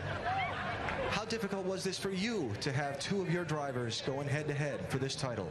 This is really tough. I mean, they work so hard. They work together. We share information, and you think it's going to happen. It could happen. That's what you want to see, it come down like this to the 2 cars. But man, it is tough, because it's like having a state championship in baseball, and you got 1 kid pitching and 1 batting, and somebody's got to lose, and it's a tough deal. You came very close to getting very wet there, but they missed you. My last question for you would be, what does the owner get out of winning? What does the owner get out of a championship? You're not behind the wheel. You're the man pulling all the strings in the business sense of the things, but what's the payoff for you? Well, when you see guys like Chad Knaus that started just, doing body work on the 2014, to come up through the ranks and become a crew chief. I remember Jimmy when he was 16 years old and we ran a late model car, and then to watch him become a champion, just to be a part of it, to see Jeff Gordon when he started, Kyle, Casey, and all the guys that helped along the way, to just see Stevie and those guys just blossom and become one of the best in the sport. And you think back to the day when when they were just working in the shop cleaning up, and makes you awful proud. So I'm just really excited about being a part of it, and they deserve it. They've worked hard a lot of years, and this is the kind of the fruits of all that labor. Congratulations, Mr. Hendrick. Congratulations, Jimmy. Chad, we talked to just a minute ago. Congratulations. There's going to be a big check and a trophy presented to these guys formally in just a little while, Doc. Alan, the last time two teammates finished 1-2 in the championship, they were also Hendrick cars. 1996, when Terry Labonte beat Jeff Gordon for the championship. And again, the Hendrick teams do it 1-2. What an effort for Rick Hendrick. You can see it's all about family. You saw Casey Mears in hugging there. Jeff, all the guys up there just celebrating a championship. Back-to-back wins. There is the NASCAR Nextel Cup that goes to Jimmie Johnson and the Lowe's team for the second year in a row. What a performance here down the stretch in the chase for the Nextel Cup. Back with more from Homestead, Miami after these messages and a word from our ABC station. Championship celebration ongoing, and here is winner's circle, victory lane, Matt Kenseth. But what a performance down the stretch for Kenseth. 5 consecutive top 5 finishes, including the win here.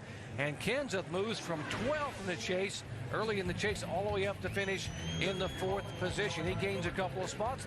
How about the big gain by the 2 car for Kurt Busch, the only Dodge in the chase, up 3 positions. He finishes 7th overall in the points. Mike Massaro. And Kurt Busch ends his 2007 campaign with a solid second-place effort. How would you assess your night? It was a good night. We had a bad pit stop and a loose wheel, and we had to fight back from that. But luckily, we caught a nice break that jumped us up into the top 10, and we ran hard. And we ran strong. It feels good that we were able to do that at this point in the season, to jump up a few spots and points. That's a feather in the cap for this crew and this team. So Miller Lite, they're happy about us making the chase. We want to do a little better. And we did great for Dodge this year, and I'm real happy that we got what we did out of tonight and this season. So I'd call it a success with the 2 team. Loose wheel, obviously a bit of a setback, but you guys did a tremendous job keeping up with this racetrack. How difficult of a challenge was that tonight? Yeah, we had been losing track of the track, midway through the race, getting real loose and just trying to make big adjustments. And when you're trying to tighten up a car, it just makes it a little slow to start. And at least we made Kenseth earn his win today. That was great to race with him. And, we just got beat all year by the Hendrick cars, time in and time out. So they deserve to finish up where they did. With the season now in your rearview mirror, give me some perspective on how you thought 2007 went. This was a great season for me to fit in with Penske and this team, to be able to bring Miller to the chase and to be the only Dodge in the chase. We felt like that was a big success. And so we'll look back on this year as a good transitional year, and hopefully this will propel us into some success in 2008. We're excited. We can't get ready to go. You've been here before. You've hoisted the championship trophy and celebrated here in Homestead. When you look at what Hendrick Motorsports accomplished this year, the 48 and 24 in particular, what were your thoughts on the way this championship played out with those 2 guys? I felt like they had an advantage with the COT. The team that jumped on it right away was going to be tough to beat, and they had that. And so that's what our team has to do better, is figure out the COT and work at finishing consistent. Both Jimmy and Jeff posted some top 10s that were phenomenal. I think they only finished out of the top 10 a handful of times. It's tough to beat that type of dominance. It reminded me of Gordon's season back in 1998 when he dominated, and then to see Jimmy win all these races here at the end. He's the outright champion back-to-back. Congratulations to those guys. And Mr. Hendrick, he's got it going on, and maybe Dale Earnhardt Jr. now. He's got that team. He can put it together. Congratulations on another very solid season. Thank you. Appreciate it, guys. Kurt Busch bringing it home second here in Homestead. Yeah, very nice job for Kurt Busch, finishing second in the race, finishing 7th in the point standings. When we return, we'll go back to the championship stage for some very special presentations. Jimmie Johnson and the Lowe's team, back-to-back NASCAR Nextel Cup champions. Big hug from the family there. Jimmie Johnson giving his dad, his family, a big hug, and it's all about family here and how much the support he had growing up as a youngster in El Cajon, California.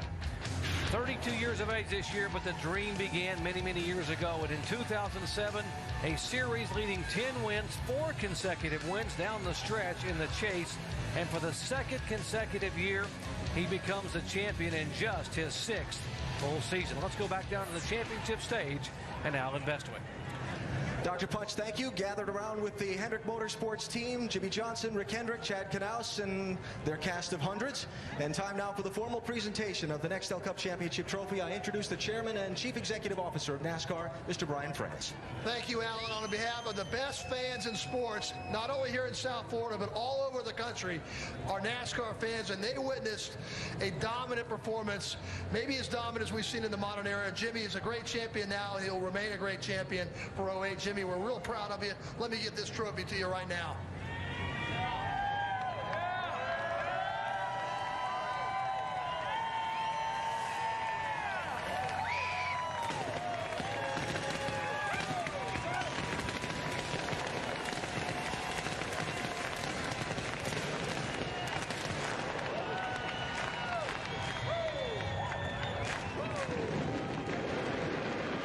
Thank you, Brian. I'm going to step across here just for a second, Jimmy, because we're on a short microphone cord, and introduce Tim Kelly, the Chief Marketing Officer from Sprint Nextel, who has a rather large check for you. I do. Jimmy, congratulations. Congratulations to Rick Hendrick and the Lowe's team. Back-to-back championships. Absolutely amazing. Everyone at Sprint Nextel is so happy to have you as the champion of our series, and I'd like to present you with a check for $6.7 million.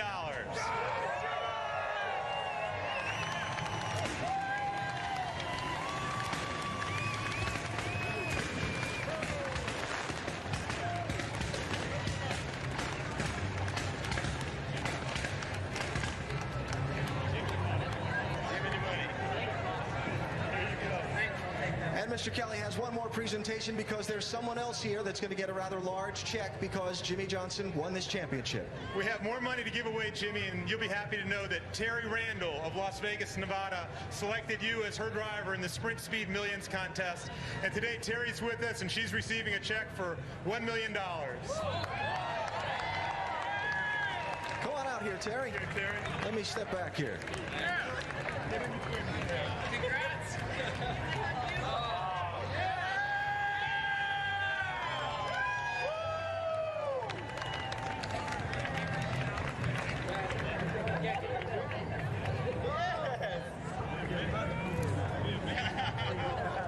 That will make your day happy.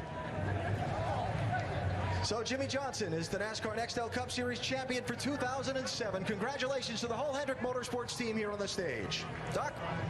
Thank you very much, Alan Bestwick, and congratulations to Teresa Randall, the Sprint Million winner from Las Vegas, Nevada. What a great place to go back to with $1 million extra bucks in your pocket. How about Jimmie Johnson?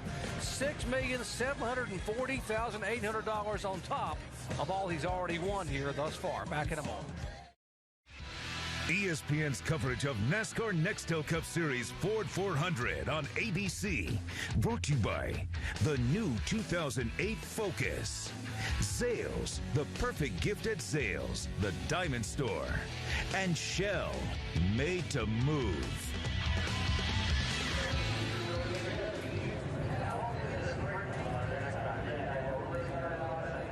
Championship celebration continuing, Homestead Miami Speedway, and Jimmie Johnson and this crew have done it, and as they raise the flag as Jimmie Johnson, the official 2007 NASCAR Nextel Cup champion, 2 years in a row.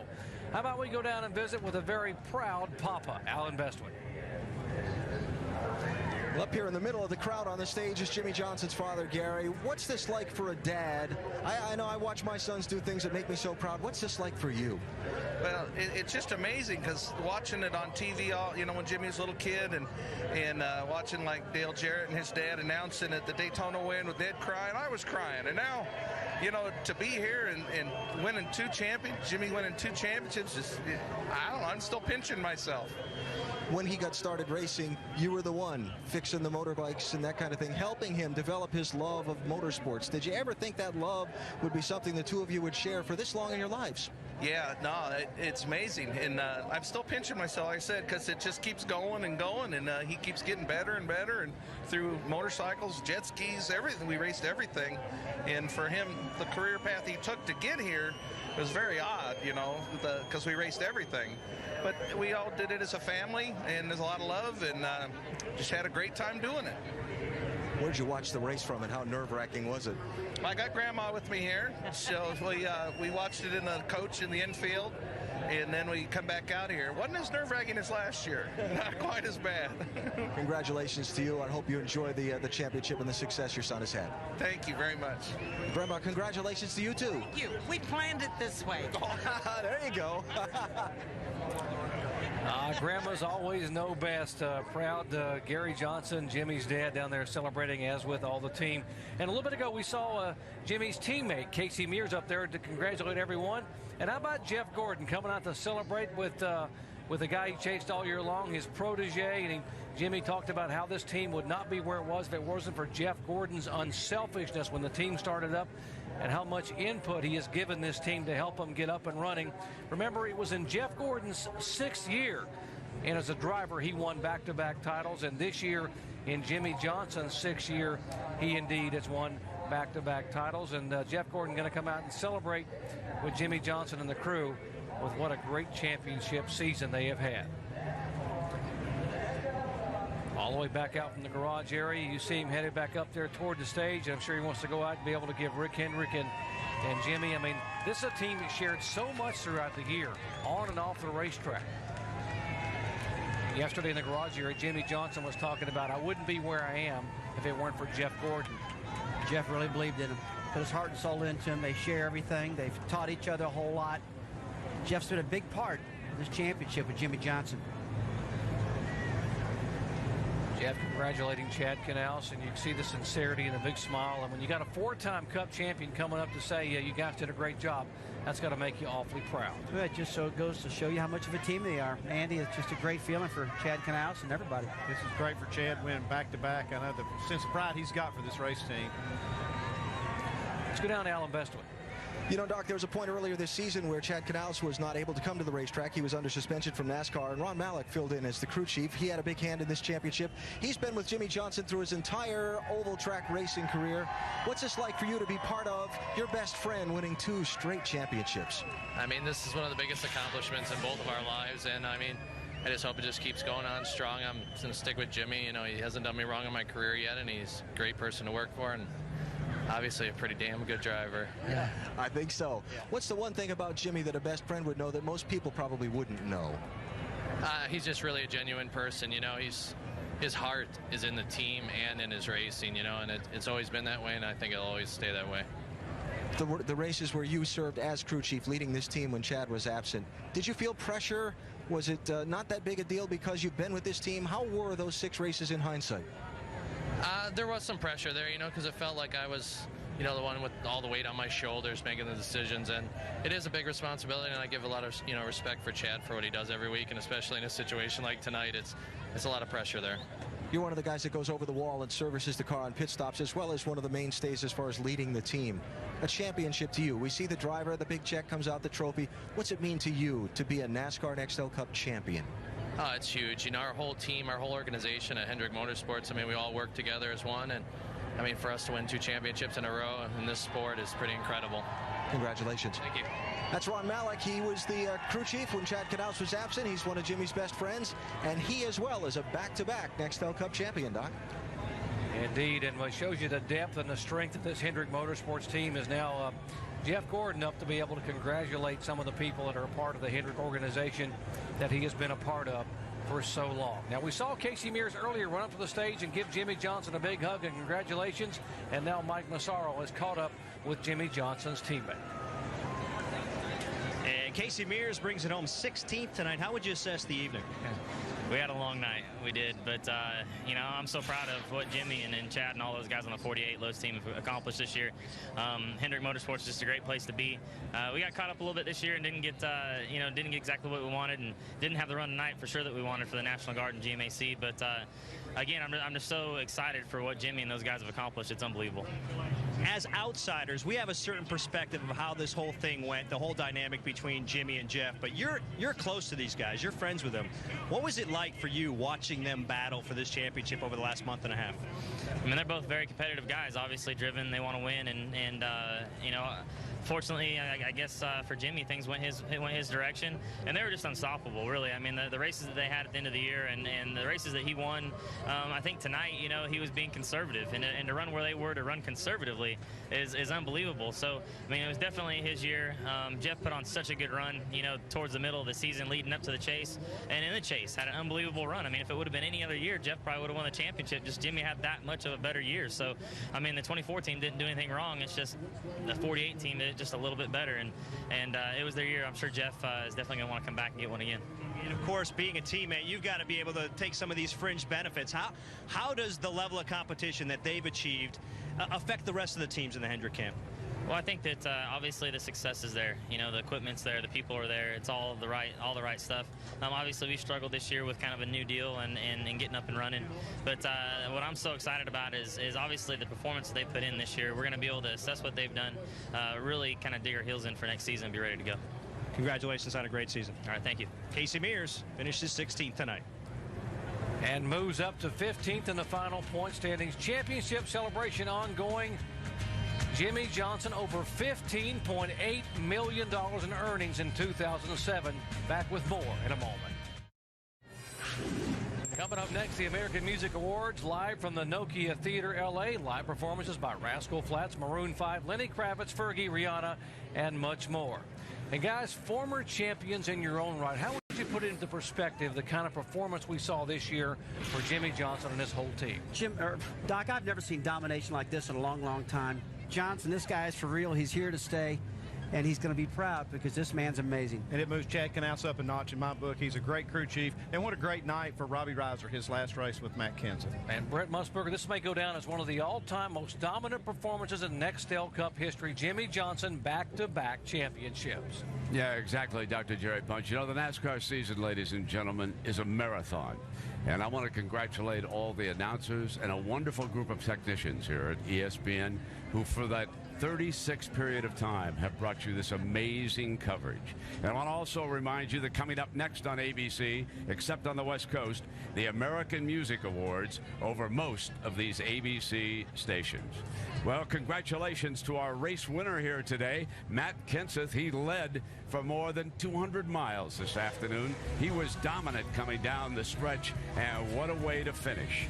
And then, of course, our Nextel Cup champion, back-to-back champions, if you will, because he came home with the flag again.